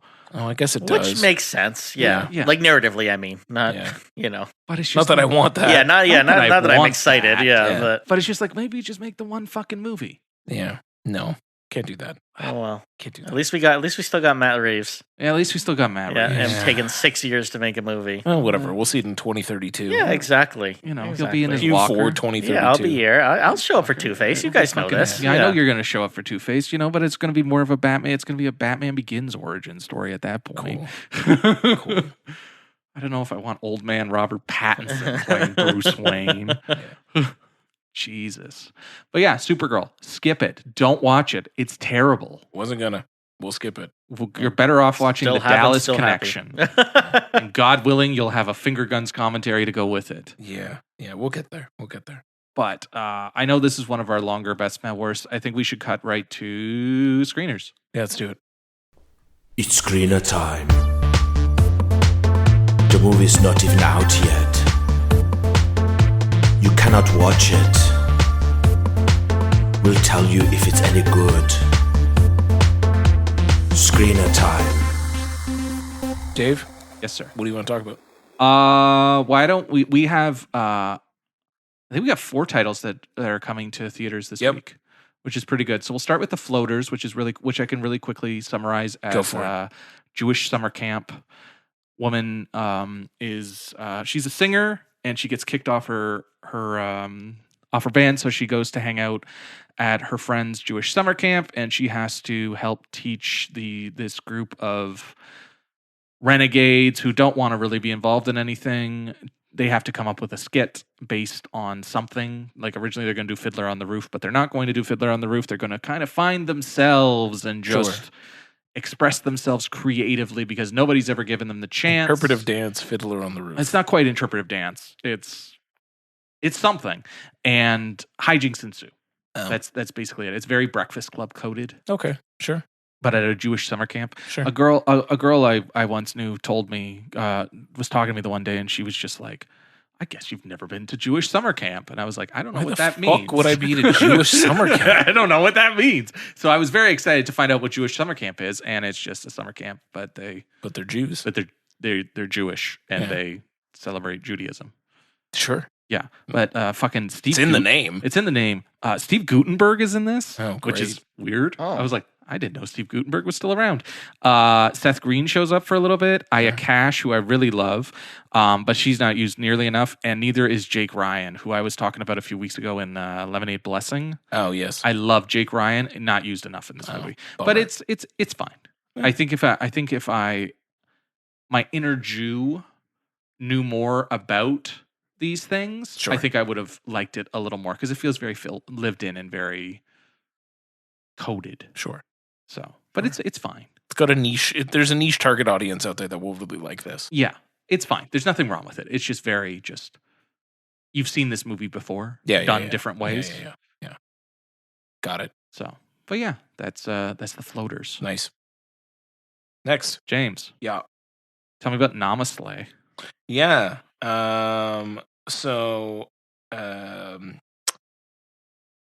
Kind of a little bit of a genre mashup, but what the loose version of this plot is a brown girl and a white girl are friends and they move to LA. Okay. The white girl really wants to go to this yoga class. The brown girl has a complicated relationship with yoga stemming from her grandmother. So she's from India. Her grandmother was really big into yoga. But her grandmother recently passed, so she's kind of got a complicated kind of relationship with yoga as it is. Yoga in LA is capital W white. White. Yeah. And she's like, I don't know if I really want to go to this class. She goes to this class, and it's capital W white with your most whitest of yoga instructors that is like, dyed like tips of green hair, very ethereal, very like spiritual and all of that. Namaste. Namaslay, Dave. Namaslay. Yes. And anyway, it continues from there. She gets this teacher immediately sees that there's an Indian girl in her class that wants to do yoga. She's like, I'm gonna make you an instructor because I've had criticism that my schools are too white, so I want to have some diversity in there. She gets invited. She does her hours. She gets invited to the whole thing ends up leading to her getting invited to a retreat at this woman's like retreat place. And it's like her the one black girl that's in the class, and then from another studio that was also teaching like the one sort of like older Mexican woman, and you're like, okay, like, so you can see where this entire story is going. It's less on the horror side of things, more on the kind of like commentary side of it, of like, she does an ayahuasca trip and like, again, has to confront her own inner demons and her complicated relationship with her family and her own heritage. And overall, it's fine. It is far too long. It is 112 minutes. It has no need to be like all of that I just described you getting up to the retreat thing is half the movie. Wolf. And then it continues from there, and I'm like, oh my god, like it's too long for its own good. It doesn't need to be that long. It's also an indie film, so you can tell the acting's fine. I had problems with the lighting in a lot of these scenes. Like it looked shit, to be honest. like they're driving in a car, and like there's so much green light coming in. I'm like, guys, come on, like. Or like light just doesn't make any sense, or it's like there's light hitting her face, and I'm like, you've established it, but it just looks fake. It looks wrong. Like the Dallas Connection. A little bit, yes. Not as bad. Like there's something there, but it is a low budget sort of like, newer sort of film duo that made this. It's well acted. It needs to be shorter. Like if they could trim this down to like a little above 90, I think there's something there. Right now it's just in its current state, it's just too long. But overall, like the commentary that they're doing, the messaging that they're trying to get across comes across very well. It's good story beats and everything else. It's just a little rough around the edges. Well, I've got egg on my face because based on the title alone, I definitely thought this was a yoga-themed slasher movie. So did I. What do you think it's going to be? Yeah. And then I remembered it was in the year 1987. Correct. I mean, there is, like, don't get me wrong, there is some like horror elements to it, but it's more Scooby-Doo than Friday the 13th.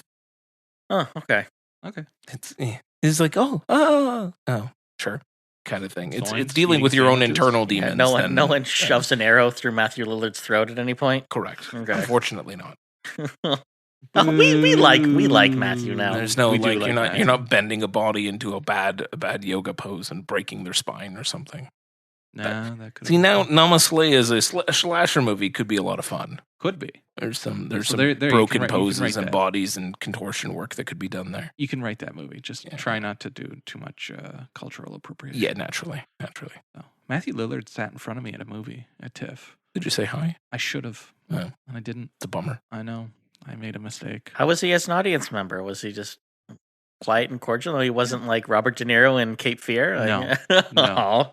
No. Or Jason Momoa that one time? Yeah, or Jason Momoa that time. I was like Robert De Niro in Cape Fear when I saw the Child's Play remake, and people kept looking back. People kept looking back at me. And I was like, I'm having too much fun, guys. A mean-spirited movie, and I had a little too much fun with it too. I'm having way too much fun. I'm sorry you guys aren't having fun. I'm having a blast. Oh, by the way, speaking of you laughing inappropriately at movies, like now that I'm back on the show, I do want to, on the record, apologize for making you laugh at a very inappropriate time during Obsession and resulting in you getting called out by someone in the theater. Yeah, they were.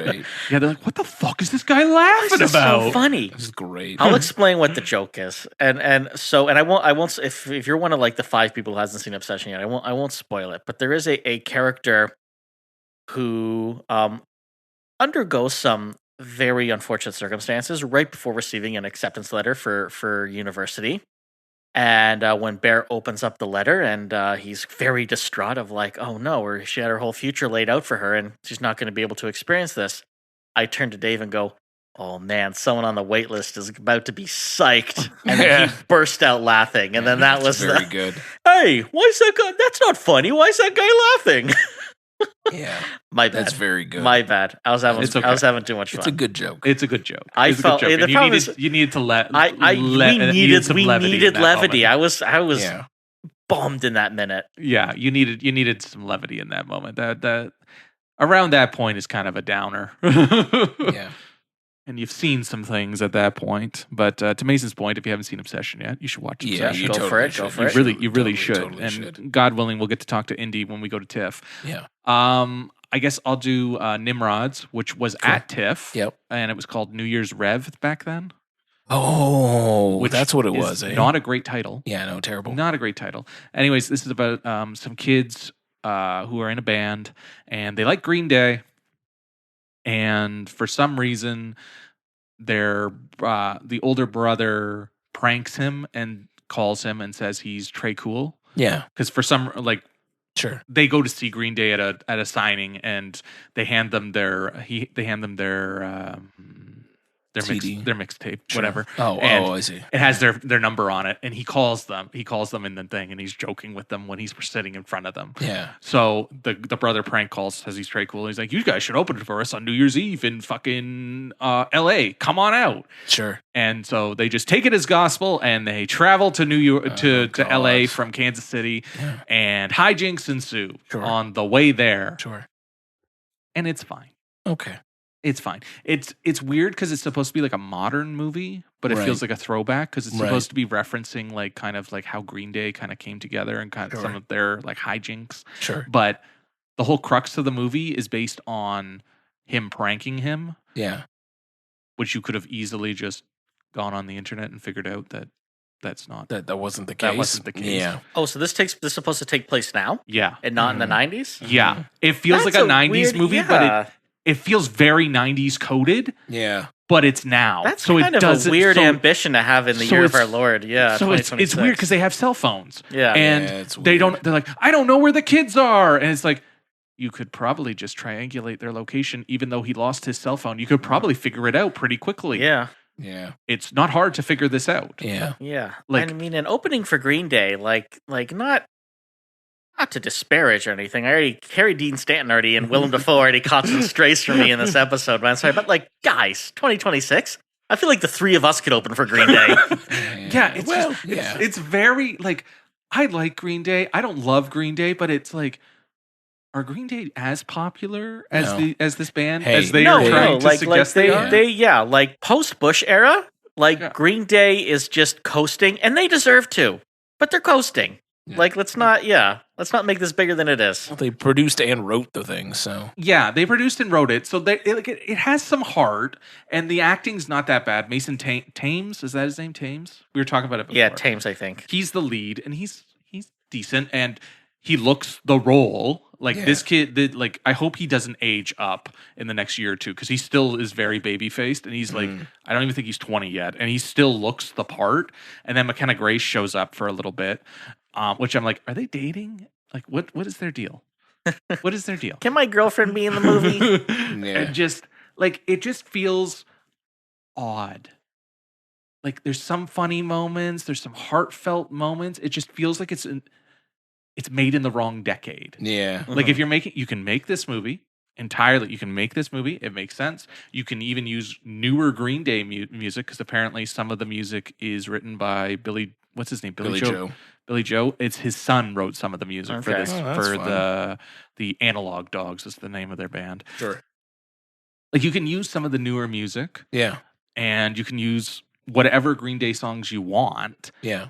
But why doesn't this movie take place in the 90s? Yeah, it feels like it's supposed to. It feels like it's supposed to. It was supposed to, and they're just trying to sidestep of, what happens if Green Day shows up in the movie and they're like 35 years older than they're Yeah. supposed to be? Yeah. That might be what it is, Mm. but they could have just called themselves something different. Yeah. Mm-hmm. Like we know you're Green Day, but you could just be another different band who happens to play Green Day music. or like don't Blue Night. or like Yeah. have these three young lads be Green Day Yeah. and have them open up for whoever Green Day wanted to open up for, like back then. Like just make it So a weird kind of pseudo biopic instead of Because that's what it kind of is. Yes. Because apparently they traveled in what the hell did they travel? Like an ice cream truck. Sure. Apparently that's how they used to get around, was Sure. in an ice cream truck. Hmm. Because they show footage in the credits of like Green Day kind of like when they were in the 90s kind of coming up. Yeah. And it looks like this band. Yeah. So it's very much like So some then of it just is do coded that. to be That could have been about fun. Green Day's story. Yeah. So it's fine. It's just I just had a really big problem with setting it now. It Yeah. just didn't make sense to me to set it now. Yeah. Like it should have been earlier because you could. I don't want to put plot holes in your movie, but you could. Why didn't you do this? You could have done all Yeah. of the If things, it's now, Yep. if you Yep. didn't do this, so it should have been the 90s. Yep. So, but it's fine. I It's do. fine. I do want to issue an apology to Green Day already. I used the phrase coasting. What I should have said was rest on your laurels. That's fair what I enough. meant to say. I'm really bring Tony back. I think I'm really I'm out for blood today. Apparently, Yeah, I don't. My bad. Sorry. Apparently. I'm really not a confrontational person. Coasting is fine though. and they don't play Holiday, which is one of my favorite Green Day songs. Oh, so this movie had to specifically cater to Dave's Green Day Apparently taste? it did. Apparently it did. And it didn't. Is it Dookie? Is that one of their big songs? Is it Dookie? Nookie? Nookie is That's Limp Bizkit. that's Yeah. Limp Bizkit. I think it's like a Dookie song or something. Yeah, that's their album. Yeah, it's the album They that don't have a song Basket called Case that? was on, Basket and Case. yeah. Okay, well, 21 Guns for Dave. I'm just gonna see myself out. What was that? American Idiot the musical. Yeah. They play American Idiot, and they do fucking. Can they also write the Spider-Man musical? They might have. I thought that was Bono and the Edge who did that music. No, that's it. Yeah, That's yeah. it. Right. And Yeah, they do yeah. Time of Your Life, obviously. Mhm. Sure. Yeah. / Good Riddance. Great. Yeah, Obviously. everyone's 8th grade graduation. Yeah. The soundtrack Still of that. is. Yeah. That is. song completely inappropriate for what it's being used for to this day. Still is. Yeah. But yeah, so it's fine. It's fine. Uh. But All right, yeah, that's fair enough. that's Nimrods. Fair enough. Much better title than New Year's Rev. Yeah. True. Totally. Totally. Tootly. Dookie. Dookie. Diarrhea. Diarrhea. Yeah. Final James, one. Final. Hit Wrong me. Girls. New one with Kristen Stewart, Ooh. K-Stew, Alia Shawkat, Lakeith Stanfield, my boy, Keith. Tony Hale, and the voices of Seth Rogen and Kumail Nanjiani. Yes. Yes. It's a Tell me about the Wrong Girls, James. it's a stoner flick, where Kristen Stewart and Alia Shawkat are broke and stoners and just trying to make it by. And then there's a case of mistaken identity, and shenanigans ensue. Yeah, and it involves a psychedelic drug. Yes, a psychedelic drug that allows them. Oh yeah. There's a whole drug plot. Yeah, there's a whole drug plot. Psychedelic drugs. It allows them to hear their cats. Their cats are voiced by Seth Rogen and Kumail Nanjiani. Yeah, and they can hear their own thoughts. They can hear their own thoughts and their cat's thoughts. And they can can't they move things with their mind too? Yes, if they focus really hard, they can move stuff with their mind. Yeah, but they just want to make the rent. Yeah. And So they just want to sell some drugs for some money for real quick. yeah. And these drugs would be worth a lot of money for real quick. But now all sorts of groups are after them. Does this one take place in the 90s? No. No. What is going on? No. No. We're 2 for 2. Yeah. You Best know what? Now that I'm thinking about it, this movie probably worked better if it took place in the 90s. Probably. Yeah. Best parts about this movie? Seth Rogen and Kumail Nanjiani as the cats. They barely use them though. I know. And I know. They keep going back to it, but they're not using them enough. Yeah. It's just like kind of like an afterthought. Yeah. Yeah. So were you a fan of this movie, James? No. Tell me how you really feel. No. You were angry watching this movie. Visibly angry. I wasn't angry. I was just bored. This movie wants You're not mad, to be, you're disappointed? Yeah, this movie wants to be very funny and a stoner flick and everything else, and it just kind of isn't. Like, it's just two girls dealing with shenanigans, but none of it really is landing, and it's like it's not as trippy or stonery hilarious as you want it to be because it's dealing with weird psychedelic drugs for most of it. And the plot's overly complicated for no particular reason. I don't know. This movie was and not they're my vibe. blackmailing Tony Hale at one point too. 'Cause yeah. he keeps putting his dick in dips. Yeah. Something about dick and dips. I don't know. Again, like it wants to be a hilarious movie and it's not. It's painfully unfunny. I mean, I think I was still a little high watching it, which I think is supposed to be the right mindset to be in watching I believe it. it is, yes. And it didn't do anything for me. So if not even that works, I don't know what we're doing. I wanted to watch the Dallas Connection again. This is true. We followed all roads lead to the Dallas Connection. It does. We did watch Dallas Connection and that back to back. Yeah, I don't know. This movie exists, I guess, and it's fine. And I guess maybe if you're a fan of Kristen Stewart, I like Kristen Stewart a lot. I like Alia Shawkat a lot. They're good together, but it's not really. The movie's doing nothing for them, and it's not really matching. No. It's just not coming together the way it should. I don't know what Lakeith is doing in this. Lakeith is innocent. He can do what he wants. I understand that, but again, Kate McKinnon shows up for a bit. Oh yeah, she's a doctor. Yeah. A scientist. I don't know. She's doing a quirky voice. It's weird. She's doing a Kate McKinnon scientist voice. You've heard it. You're hearing it again. It's just odd. It just feels like the pieces are all there. They're just not. It feels like a sketch that got dragged out too long. Yeah. Yeah, and it's who's it directed by? Oh yes. Now we get into the crux of this. I was trying to figure out. I'm like, so first of all, produced by Point Grey. So like Seth Rogen put some money behind this as well. It had fuck knows how many executive producers. It had so many producers, production credits, production companies. Like it was one of those like it was like that Family Guy gag of like no, another one. Ooh, but a submarine. Nope. Submarine Pictures. Like it just kept fucking going. It did go for a while. And then I was like, okay, how the fuck are all of these producers on this relatively shit movie? Like, what is going on here? And then I started digging into it, and it's directed by Dylan Meyer, who is Kristen Stewart's wife. And then everything clicked into place for me, and I went, aha, I see. It's also written by Dylan Meyer, Kristen Stewart's wife. Got it. Understood. I did this for my wife because she wanted to make a movie. And this is what we got.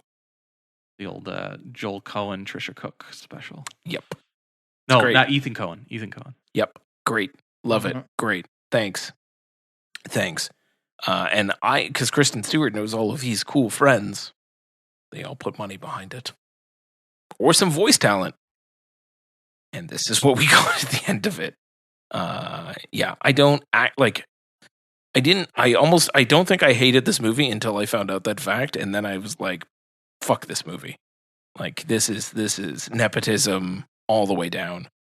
It's just not great. Yeah. It'll be a cult movie and there will be an audience for it. It's not good. Yep. It's not good. Was not a fan. Yep. And with that, it's the end of screener time. So Mason, let's bring you back into the fold. Can we tag Mason back in? Because he looks like he's holding it together. He's holding it together. No, I was surprisingly chatty for someone who hasn't even seen a second of any of these films. I appreciate that. Thank you. No problem. So why is Mason here tonight? What are we talking about? I don't even remember. You guys brought me on for an actual movie this time, not The Bride, not The Bride, or not Honey Don't, like something that, like, yeah.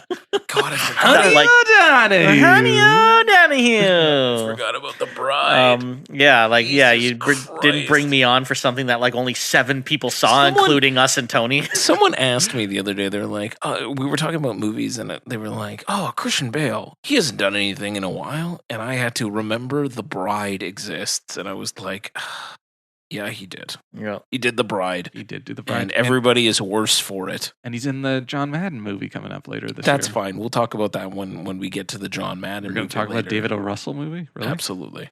Okay. But anyway, I love Nick Cage, but I don't know if you want to talk about a David O. Russell movie. Anyway, let's talk about an actual movie now. Welcome back to an actual movie time. We're talking about Spider-Man. The 4th Spider-Man. We finally made it past 3 movies. Mm-hmm. It's true. Yeah. It's a brand new day. Yes. Starring Tom. Tobias. And Zendaya. Yes. And friends. Starring half the cast of The Odyssey. Starring half the cast John of The Bernthal. Yeah. Johnny Bernthal.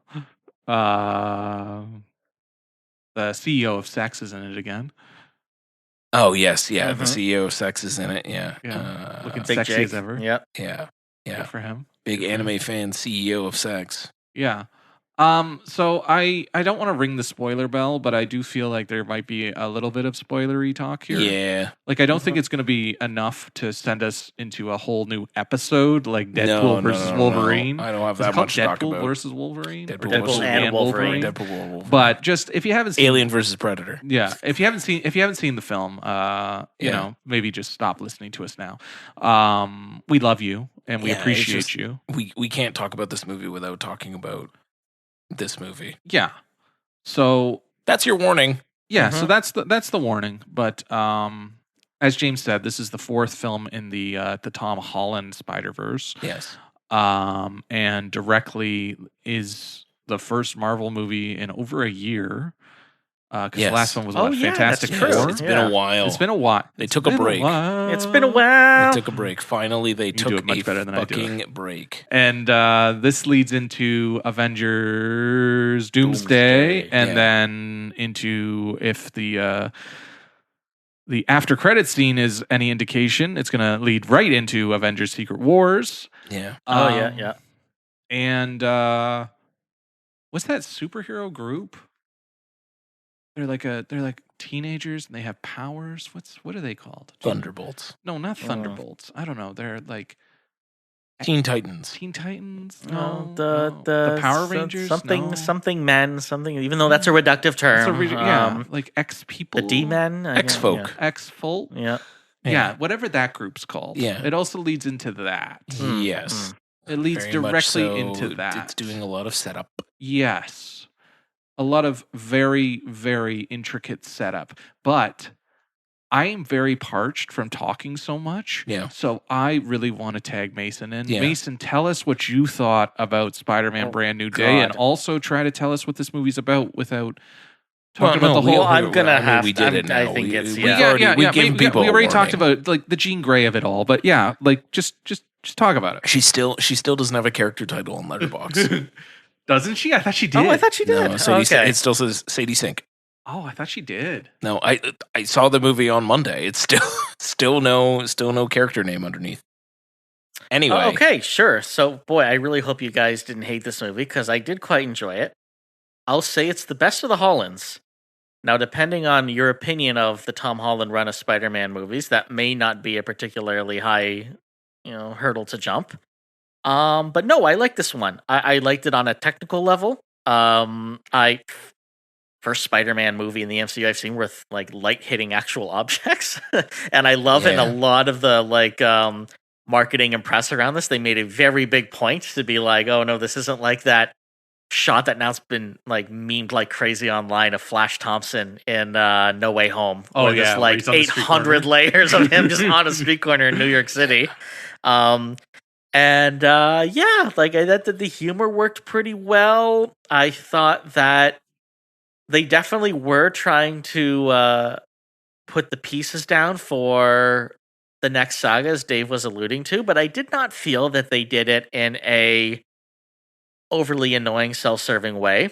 And this felt like a movie despite the Hulk parts and the Punisher crossover, and it felt like they fit into the story well, and it felt like this was a movie where Spider-Man was finally Spider-Manning. And I think, I enjoyed it. Like, I have a lot to say about everything I just said, but I just want to keep it high level and open up the floor a little bit. Both of you guys are looking at me totally stone-faced, so I'm kind of peeing my pants right now, but... You call him the Punisher, but he's only called Frank in the movie. Yeah. So when I asked Quentin, I was like, "What do you think of the Punisher?" He's like, "Who's the Punisher?" I was like, "That guy, Frank." He's like, "Oh, Frank." Frank's great. He's like, "Frank's great," and I was like, "Oh, you didn't realize that he's the Punisher." Yeah. I did genuinely like this movie. It's thank God. Fun. It's not my favorite of the Hollands. It is. I like all of the Hollands because they've all been generally pretty good. Fair. I think my ranking is 2, 3, 4, 1 at this point. Oh wow! Far From look at Home is you. top of your list. Yeah, because I like everything that they actually end up doing with Mysterio. I think it's. I do like. Mysterio is my favorite Spider-Man villain. It's a really cool. It's a cool Jake setup. Gyllenhaal, It's a cool like double crossing. It's fun that he's like an ex-Stark employee. Whatever. I'm not going to get down the road into why I like that movie that much, but I do. Just because of European vacations. That too, it's great. 3 for obvious reasons. This one coming in there, and then like Homecoming's at the bottom. It's fine. Again, these are all very good. So like this is ranking a bunch of good movies. So don't take that as like I hate Homecoming. It's just that's what it sounds like. I don't hate Homecoming. It's a good movie. Something's got to come at the bottom. James hates Michael Keaton.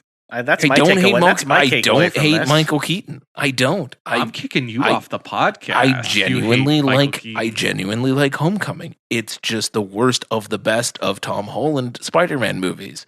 There's only 4 of them. That's your favorite? Yeah, Homecoming's You're wrong, but that's Michael fine. Keaton is a great fucking villain. I think That is no Homecoming's disrespect to my that. number 2. Like it's really solid. Yeah. I just really I like can't Homecoming. no I don't I can't stand the entire DC field trip that they go on. It's too much of him not Spider-Maning and just like it's fine. It's fine. It's not bad. I think Michael Keaton really that brings entire the heat DC side quest is boring as shit. It is objectively boring as shit. Every time you said DC, I think you're talking about like DC Comics. Yeah. I'm like, uh-oh. Also that. Jimmy's No. having a stroke. No. No, it's when they go to Washington for the stupid fucking Yeah, for the it's boring as mathletes shit. thing. and they beat Batman. Yeah, it's boring as shit. I don't think it's that boring. It is. The rest of it You're is wrong. fine. That's Anyway, okay. that's fine. Well, you're wrong too. That's okay. You've been wrong before about Big Jim, so I get it. I get Oh, it. no. You No. do a lot of wrong. One day I'm gonna meet him, and he's gonna be so mad at me. He is. He's gonna be. Are That's you fine. James? Yeah, he is Finger on a guns for personal Tony shit David list. I'm on a James? personal shit list. Anyway, we're getting He sidetracked. just says your name every night like Arya Stark. Brand new day. James. Brand new day is a lot of fun. It is doing a lot. Mhm. There is a lot going on. If I take away all the noise though and just look at it straight as like what Tom Holland Spider-Man is going through, yeah, I agree with you. It's the most Spider-Man. Mhm. He's dealing with things kind of as an adult and dealing with the consequences of his own actions, and dealing with struggling to protect people that he loves, realizing he can't really make that choice for other people. Like there's a lot of great things in here. To me, and I know this is the point, but it just kind of grated on me by the end of it. The Punisher I've never really liked as a character. Oh, really? Like Bernthal's portrayal, or just period. I think just period, because he's so one note. Mhm. He just you kind would of. be too if your family was massacred in front of you. I know, but after, and especially in, and you know what? We'll go back to Bernthal's version right now.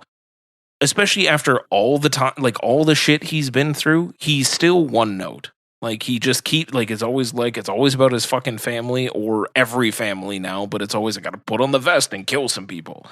And it's just the same thing also in this. And he's just, I understand that that's his character. I understand that that's the choice that John Bernthal's made in terms of playing that character, and I get it. It makes sense. It's not for me. It's fine. Batman puts on the suit so he could beat up fucking hoodlums because he has daddy issues. Yes, sure.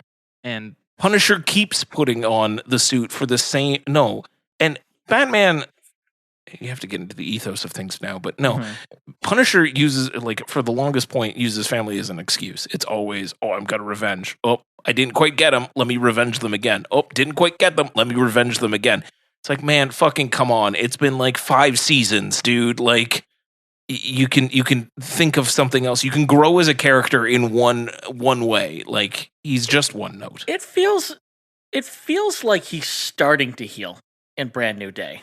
I think, when it's funny that you guys bring up Batman, because I do, and now granted, I haven't really read any of the Punisher comics, so I don't, I hope I'm not going to piss anyone off, but I'm sure you will. You've been pissing off all sorts of people in this episode. I know I was. You've been you're getting my canceled by the end of apologies to this. Greg and the people of Finland. These guys really missed the mark on a replacement host. But when you think about someone like Batman, and you're just like, oh, I hate that he has Robin. I hate that he has the Bat family. And it's just like, yeah, okay, fine. I get that it undermines the tone of things. But, this guy building his own family is him narratively coming full circle. And I kind of feel the same way about the Punisher. I am a big, unapologetic fan of the movie Punisher Warzone. And, ridiculous.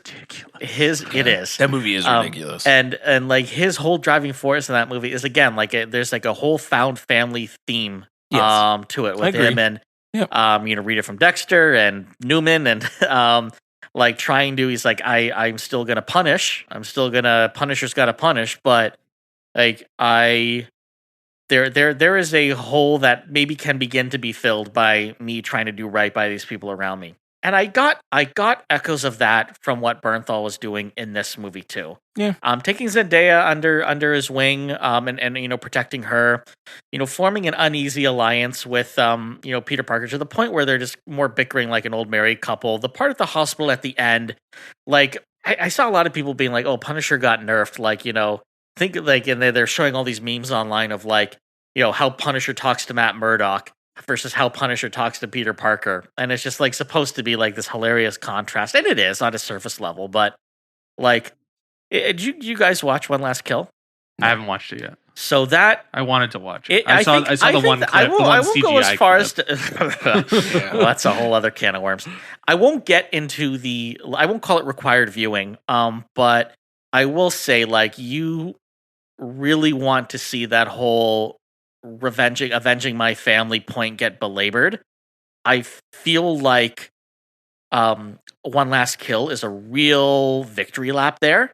And then once that's behind him, like what he's doing in Brand New Day and how he is, I think, starting to grow and change is starting to make a lot more sense. I think if the last time you've seen him is in Born Again Season 1, and then your next jump is Brand New Day, you're right, Jimmy. It's going to be friggin' whiplash, and it's going to feel derivative, and you're like, why is this guy even here? Yeah. As much as I didn't love One Last Kill, but narratively it was a helpful stepping stone, and I appreciated what they were doing with Frank. Yeah. And that's fair. And like as I said, like I'm just saying of all the characters in this, and there's a lot of characters. Yeah. He was my least favorite out of all of them. Well, that's fair. Again, I'm not saying that this movie is bad either. I didn't say that. For the record, I never said you said that. Good and don't. I won't. That was just. He was just my. James is currently putting on a vest with a skull spray painted on it, and we're all getting very nervous. Very testy. I'm not. Testy. I'm not. Anyway. The Jean Grey of it all. Mm-hmm. Yeah, the Jean Grey of it all, and VMAX. Yeah, and our boy Tremel. Yeah, our boy Tremel. Doing so. I didn't quite recognize him immediately in this, and that I think is because he was talking with a somewhat normal cadence. Mm. Because I famously. Severance, he is. Milchick has a very particular way of speaking, and then the one scene in Mission Impossible where he just pops her in the corner and he's like, "And you must be out of your damn mind." Like where he's on the gay sub. Yeah, incredible. Like, but I'm also like, oh yeah, it's him again. And this one, he's just kind of like a normal guy, and it threw me for a second. I was like, oh shit, that's him. Oh, look at you having a regular speaking pattern. I like this movie when it's Spider-Manning. I don't love it as much when it's X-Menning. Yeah. When it's backdoor piloting X-Men, I'm not as thrilled about it. Yeah. I like that it's okay, sorry, I'll let you finish. I like that it is more it's not world-ending nonsense or no sky beams. Or somebody who's pissed off at Tony Stark that Spider-Man has to deal with. Yeah. And I like that he is actually the neighborhood-friendly Spider-Man, and he's like doing the Spider-Man stuff, and he doesn't have 100 million fucking gadgets to work with. Like, I like all of that stuff. I like when he's fighting the Scorpion. I like when he's like just dealing with his sad boy issues. Also, prior to us finding out that it is Jean Grey, I liked the concept of that villain. Yeah. And then I found out it was Jean Grey, and I went, oh. Yeah. Okay. And just... We can go with that. That's fine. Like, I don't know why the Hulk is here. Oh, yeah. I don't know why the Hulk is here. Just to have that one scene. Just to have that one scene. It's just... Like, it all feels like it's just narratively so that they can come up with that fucking... the inhibitor thing that is definitely going to come back in X-Men. Uh-huh. Oh, it's already been in X-Men, right? I think it's like there's the Collar in the Deadpool movies. Where I'm already seeing right through that. Mhm. Like maybe it's just because I'm a little more cynical in my movie taste, and I already know comic history. Like I have a knowledge of X-Men, because some people don't have a knowledge of X-Men. So like, I don't know who the fuck Jean Grey is, and it's like, okay, after all of this, you don't know who this is. But still, like maybe you're not seeing like how the sausage is made, but it's like. I think the problem with all of the Holland movies is that they're not just about him. Yeah. I want a movie that is just about him. That's not some sort of build up to something else, or playing into Tony Stark, or playing into the multiverse, or just give me a Spider-Man movie where he's Spider-Manning and he's dealing with some sort of fucking New York threat. And I think outside of that, you kind of get that in this. You do get this is the most, to Mason's point, the most Spider-Man. Like it's there.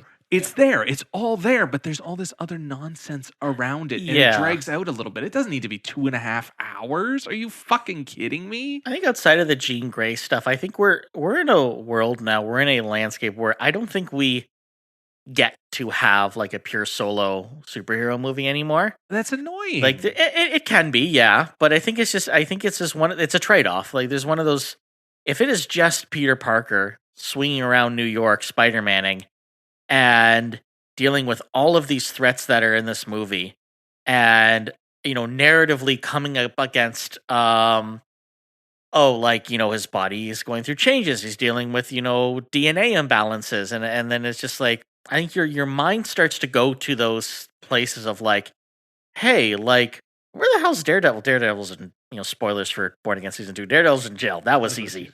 Like, where the hell's Punisher? There were all the theories that when he was in the jail, he was trying to break out Daredevil. Where's Hulk? It's like, in those earlier scenes where it's like, or those earlier films where it's like, the S.H.I.E.L.D. base is under attack and it's just Captain America and the Falcon taking on all of Hydra. And it's like, Iron Man and Thor would be really helpful right now. I feel like, I feel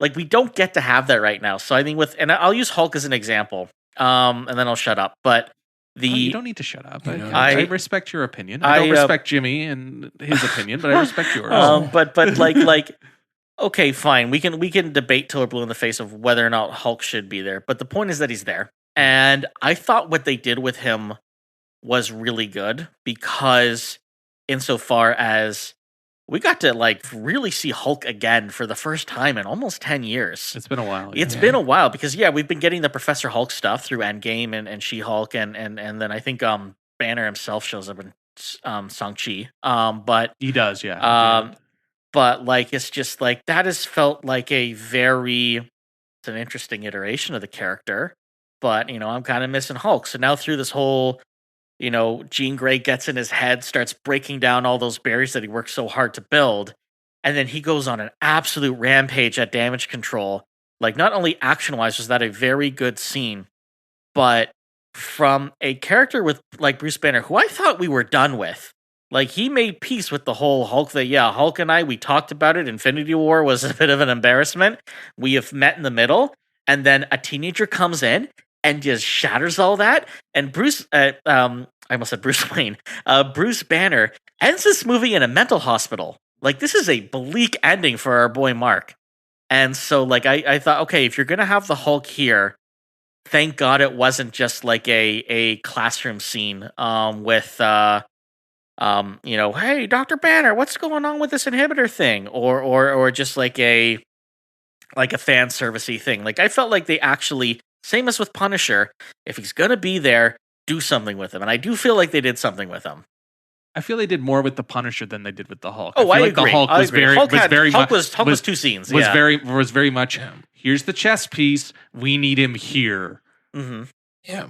And now he's going to be here for when we need him in Secret Wars and or Doomsday. Yeah. I feel like I think it's just my cynicalness of just like seeing the sausage being made and just like the puzzle pieces. Not only that for me on a cynical perspective, but also, Mason, to what you were saying too. I think the problem is the cat's kind of out of the bag here in terms of like how people are consuming Marvel movies at this point. Yeah. Where it's like, you can't you're always going to have those questions now because they're just like, well, everything has to be connected. But like, to be honest, and this is just myself, I'm tired. I'm fucking tired. Like, I'm not. People are posting like, oh, here's everything that you need to watch before Doomsday. I'm like, no, I'm not watching 200 hours of content. I literally to can't go watch another movie.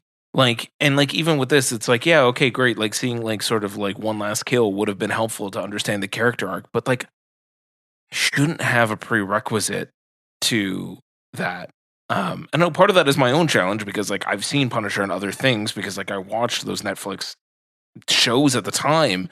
And so like that is the last iteration I have. And it's hard when it's the same actor playing that character. So it's the last iteration of that character. It forces you into this mindset of like, you have to do all this research. You have to have watched everything. You have to know the last time you saw the Hulk and, where Banner was in order to understand what this whole nuance is. All of that to come around to say, my low-key favorite part of this entire movie in terms of like throwing random people into this, everything Florence Pugh is doing. I was about to say, it's all the small potato stuff, right? 1000%. The fact that her office is a fucking Russian bathhouse, right? Absolutely. Like, and they just kept leaning into it. She's like, well, these are slightly bigger potatoes. Like, I love everything that she's doing in this. She knows that she's like, I got nothing to do in this. I'm literally I'm the guy in the chair for some of this. I'm making sure you're not forgetting about the new Avengers before Doomsday. Yeah. Fine. Thunderbolts. It'll never be the new Avengers. Fuck them. Thunderbolts asterisk. Thunderbolts that was the biggest rug pull. Yeah. And fuck them for doing it. It was silly. Fuck you, Marvel. I just hated that they gave it away. Like, they didn't even go with it for long. It was like they didn't even keep it a secret for long. It was like the day after it opened, they're like, yeah, let's just call it. Let's just do this. Yeah. No, James, I agree with what you're saying insofar as like this is getting exhausting. Yeah. I really do enjoy the MCU movies, not as much as I used to, and which is I know not a profound statement these days, but no, but like I can't, I literally cannot catch up to the extent that I need to for Doomsday. I will be watching those YouTube videos where it's all served up to me, and I do get it is exhausting. I don't feel that, for the record, I don't feel that way about this movie. I genuinely like. I think Tom Holland, like the Spider-Man movies, because they're Sony and because they're devoid of, I think, a lot of. They're still operating a little bit on the fringe. They can. It feels a little bit more approachable. Yeah, I guess what I'll say is I'm curious about where it's going to go because with the MCU, like we have been trained to watch and engage with media in a very particular way, as from the end credits scene to what you just described about homework with your movies, and TV shows, and I get that it's all a business strategy, but the point is the audience has been conditioned a very particular way. And when you're going into MCU movie number like 48 and, on the heels of TV shows and TV specials, number 21, like it's like at this, you're, buy the ticket, ride the ride, which is the second time I said it in the show. But like, and I get if everything were like this, like it was during the Dark Universe days, I'd be pulling my hair out. I get it. It would be so upsetting, but it feels like, especially with now the James Gunn-verse stumbling out of the gate, like this is the dying breath of can we make a shared universe on the scale continue to work?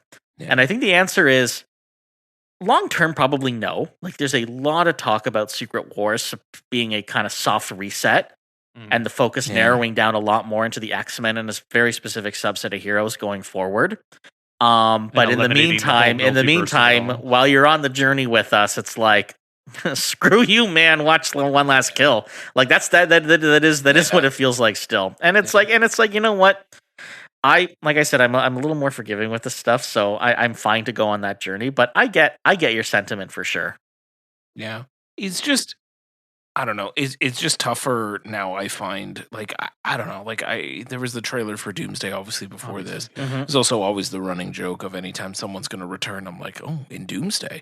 Everybody's one the other day. The Paw Patrol's returning. The credits rolled of this, and I leaned over and I'm like, Odysseus is going to return in Avengers Doomsday. Freaky Nicky will return in Avengers Doomsday. Yeah. So I'm still shocked that that's how Michael ended. I didn't think that was how Michael was going to end. Yeah. That's how it Yeah, ended. no. Michael Jackson will History return. indicated otherwise, but okay, sure. Avengers Doomsday.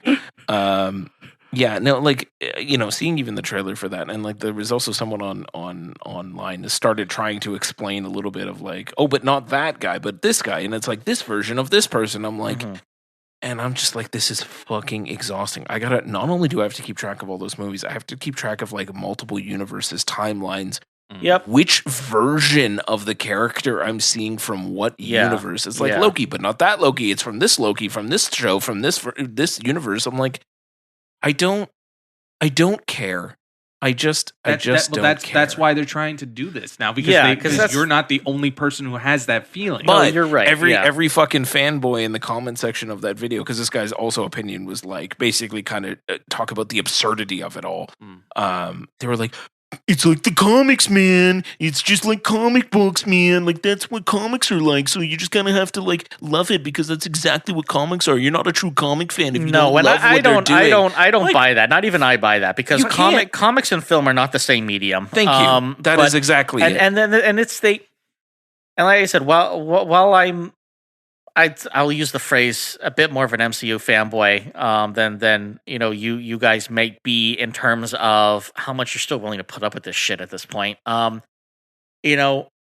think that those guys in the comment section are becoming a minority. I think there is an audience that is going to appreciate all of this interwoven fabric, but at the end of the day, this is a business. Film has, for a very long time, always been the intersection of art and commerce, and we saw, especially in the that kind of phase 4, phase 5, part of the MCU, like you alienate the casual viewer, you're dead. Yeah, and like that is despite any kind of course corrections that happen, no matter how well they're doing the Punisher, no matter how well they're doing the Hulk. Yeah, as much as I like seeing them there, going, this makes sense because of X, Y, Z that I watched in this show. If enough people are as tired as you are, James, like they're going to be in big trouble. Yeah, and I think that's the way the tide's turning. Which, to Dave's point, echoing my earlier sentiment of like this is why we think Secret Wars is probably going to play out the way that it is. Yeah, and fair enough. And I think that takes it all the way back to Spider-Man: Brand New Day in terms of like when you look at that movie, though, on the surface, it has the most Spider-Man to keep it the most approachable for most audiences, introducing characters that most people would know from different things. The Punisher, Florence Pugh's Black Widow. Okay, maybe you know, maybe you didn't. Maybe you watched them. Context clues alone doesn't really matter. You by, yeah. You know the Hulk. You generally, and even to what you were saying, but generally speaking, I think a lot of people. Widow is. Yes, but a lot of people also know the character of Jean Grey from various things. She's a fairly popular character. Exactly. So I think they played it safe enough in that sense of like they didn't get too deep into the weeds. They didn't make this too MCU-y. They brought in the right people, and it overall turns into a pretty decent Spider-Man movie that a lot of people are going to see. An absorbent amount.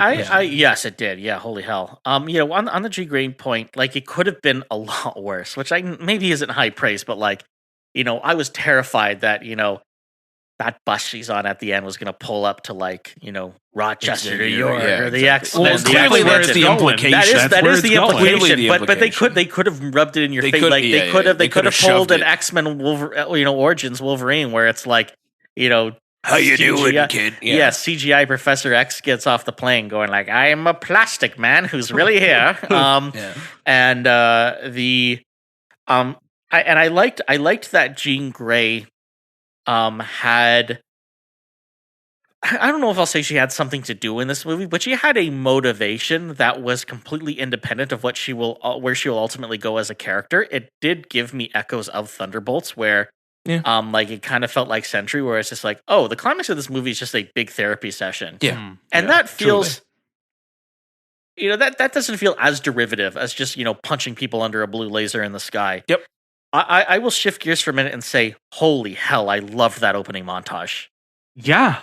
With the, that scratched an itch that I had been waiting for since Raimi's planned Spider-Man 4. Where did you guys hear about this? Where when Raimi was going to do Spider-Man 4 with Tobey Maguire, the opening scene was supposed to be a montage of him fighting a bunch of B and C tier villains. Oh yeah. With the final confrontation being with Mysterio, Bruce Campbell cameo, yeah. where he gets brought into the police station unmasked. And I was just like, I hate that I will never see that. And while I will never see Bruce Campbell as Mysterio, and that's in a non-AI form, and that sucks. Boy, that like, I'm really happy that I got to see some iteration like that, and that was such a great way to kick off this movie. I had a shit-eating grin that whole time. I was like, you know Same. what? I I really like enjoyed this. it. This is what I really like. And when I was getting in, when I'm saying I like the Spider-Maning of it all, I like that. Yes. I was like, give me more of this. Yeah. Give me him fighting the Hand. Give me him fighting Scorpion. Yeah. Give me him in the streets just figuring shit out and just trying to save the city. And just meeting with the Commissioner Gordon type, who is also from the Bear, from the Bear with Johnny Bernthal, and just like I enjoy that. And when they're doing the little banter, like, "Are you talking to Spider-Man?" Like that's fun. It's fun, and I like that it doesn't take itself too seriously. And he's a sad boy upstairs who doesn't like that the cute blonde is hitting on him. Yeah, like I don't know why he's ordering so much Little Caesars. Like sponsored by Little Caesars. I know, and sponsored by Little Caesars, Samsung, and BMW. And what's the chip? Lay's, you got me. Doritos. It's like they have blue ones. You got me them before. Oh, Takis. Takis. Yeah, you know, Takis. as someone who got laid out by stuffed crazy bread for a couple days, you should not be ordering that much Little Caesars. Truly. Take it from me. Truly, bro. Right? Truly. Right? Like just give me the bad zony. Come on. Yeah. But he's just ordering so much little like New York has so much great pizza. Why are you ordering so much Little Caesars, Visit man? the Lower East Side sometime, man. Yeah. Like, come on. And like I wish they showed a little bit more of what he's doing to like keep money. Like how he's making money.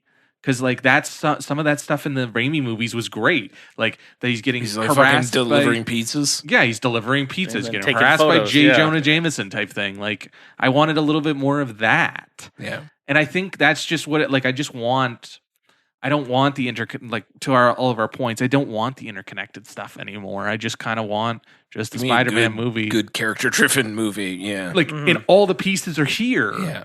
It's just like fucking Jean Grey keeps getting in the way. And she's very good. she's very and that good. one guy on the street who's like taunting him and saying like, "Oh, we're gonna go get MJ" type thing. Like that guy is in it for what, like a minute and a half. He's bringing the fucking heat. Yeah. And like I like the fake out with MJ on the rooftop. I thought that was great. I think their Again, work together. Before is I knew great. it was Jean Grey, I was like, "This is a fucking really cool villain." Yeah, like I think I think his dealing with like his feelings with MJ and kind of like dealing with the fuck around and find out of it all. Like I like all of that. Oh yeah, I really loved how that ended. Like how that came together with MJ at the end, where it was very like, you know, Count of Monte Cristo, where it was like, okay, like you have to realize, like maybe you've been thinking about this the whole time. I've gone and lived a whole life. Yeah. I don't even know who and you like, are. Yeah, and I have hurt and grown and suffered in my own way, and like we are not crossing paths like this again. Everything's a therapy session in this movie. It is a lot of therapy Touché. sessions. Yeah. But like I like all of that stuff and I just wanted more of that. Yeah. I think. And I just didn't like I don't know. I like that it wasn't a world-ending fucking villain and she's just upset about like what she only takes out a kilometer or like a couple miles. It's a few miles, into New York. Like, so it's like because she lost control, not but laser beams and nonsense of that. And I like that it does focus more on Spider-Man. But I don't know. I just like that stuff so much, and then the other stuff, I'm just kind of like, whatever. My nitpick. And then I'm ready to start heading to the end game here. And it looks a lot better than Shang-Chi did. Oh, it does. It looks so much better than Shang-Chi did. I didn't see Wonder Man. Did you see Wonder Man? I did. It was great. Yeah? Yeah, it was a lot of fun. Just before you start cutting off, I just wanted to talk about Daniel. What's his name? Daniel Destin Cretton? Is that his name? Yeah. Destin Daniel Cretton. Yeah. Yeah. And just like, it looks great. Yeah. And I love that the credits scene where it's just shots in New York. I love that. Yeah. Fun. I love that.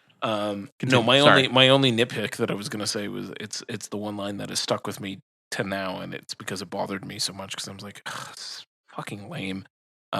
When the hand is in the air and they're like fucking ready to attack him, which also speaks a lot. Like I have questions about Jean Grey's powers because apparently she can take over your body, but then she can also unlock all of your fighting abilities. for multiple people at once. Hey, okay, man, just go with it. I'm just rolling with it. But in that moment, they're all kind of like, and the movie pauses for half of, like, it slows down, and they're like fucking hanging in midair, and then like Spider-Man's like, "Oh, that's so cool." I'm like, "Fuck, man! Like, why?" It's a nitpick of just like, no, it's a fair I don't I need get this to I'm be kinda, here. I am getting a little tired of the G Wiz. Yeah, and the one of the movies you guys are talking about earlier, where like a lot of the humor hinges on like the character almost steps outside the movie for a second, goes, "Hey, look at this shit." Yeah, like I'm a little tired of Remember that. that old movie, The Empire Strikes Back? Yeah. That's what I think about that joke. Yeah. So anyway, that was just my little No, nitpick that's on fair. it. It's the one thing there was like when it happened, I think my eyes could not have rolled hard enough. One thing as a theater experience, because I think as generally we wrap up some of these talking about our theater experiences on this. We usually do, yeah. I just went to a regular screening of it, which was fine. But my moment in this, it was packed too on a Monday. Not surprised. And it's been out for like over a week. It's been out almost for like 2 weeks It's now. been out for almost 3 weeks now. Yeah, so I went on Monday and still packed. My whole row was packed. And like this was at like 6 p.m. on a Monday. Not surprised. And you get to the final scene and they do the handshake thing, and it like clearly that's what kind of like unlocked a memory. Yeah. For Ned and this sweet 8-year-old boy who was sitting in our row when that happened. He goes, "Peter?" The kid just went, "What?" And I was like, "This kid's amazing." That was like the best thing. Like it was such a genuine reaction to what happened. I was like, that was incredible. That was worth the price of the ticket. Anyway, it was otherwise a good theater experience. Everyone was very nice and polite. Nice. Yeah, I saw it in AVX on opening day, which was the Thursday. Sure. Like, let's not get into the bullshit of that counting for Friday grosses. That's whatever. If it's opening at 12 o'clock in the afternoon, that's a day. Yeah, it's not. You don't loop that in. It's its own day now. Math is whatever you want. It's dumb. It's dumb. But everybody was very into it. It was an AVX, and fucking the guys beside me were just like, Jean Grey. Oh, Jean Grey. I was like, it's very clearly Jean Grey. Come on, guys. I saw it at VIP. Oh, nice. Yeah. Well, because did you recline? I did. That would have helped. It did. That would have helped. I accidentally turned on the seat warmer and thought I pissed my pants. Oh God! I love that. No, I do, especially with like bigger, wide audience blockbuster stuff like this. I've had enough bad experiences at the theater, especially with the younger folk, where it's like with something like this, it's just like, okay, I don't need to see this movie on opening day with like, Big Justice and the Rizzler. Like, get the kids the hell out of here. I want to, I want to see this with a bunch of rude adults instead. My go-to for Marvel movies, or it was for the longest time, and then COVID happened. Now I just don't care anymore. But my go-to was always the 10 a.m. Saturday morning screening of opening weekend. That was always my favorite to go to because fucking no one was going to those movies. Yeah. And I was like, fucking great. I'd walk in with a coffee like it's fucking a TIFF press screening. And I just sit there, sip my coffee, watch a movie in a mostly empty theater, and then walk out, and I still got the rest of the day in front of me. That was my go-to hack. So every once in a while, there's like a 10 a.m. screening over at the theater near me, and I'm like, I'm gonna go to that. What's the earliest you guys have ever seen a movie like in an exhibition format? Oh, at TIFF. Yeah, not like I put on a DVD at 5:30 in the morning. No. I mean like 8:40. Yeah, 8:30. Okay. 8:30. I saw The Force Awakens at 6:45 a.m. I love that for you. That was weird because then I went out. My buddy went with me, and we went out, and he went to work, and I took the day off, and it was so weird to just go out and be like, oh, I have a whole day now. Like, I'm assuming I'm going to see Doomsday or Dune at 2 a.m. We went to a press screening. We went to a press screening the day after Thanksgiving, and it was at like, I think it was a regular time at like 10 o'clock in the morning. Yeah. And then like we were downtown, and I was like, all right, Dave, I'm heading to work now. And I went and worked the rest of the afternoon downtown. I'm like, this is fucking weird. I've done that. I don't like this. Yeah, we did 8:40 screenings. We're going to be doing some 8:40 screenings coming up too. Yeah. But yeah, I'm half assuming I'm going to see Dune at 2 a.m. or 5 a.m. I don't mind him.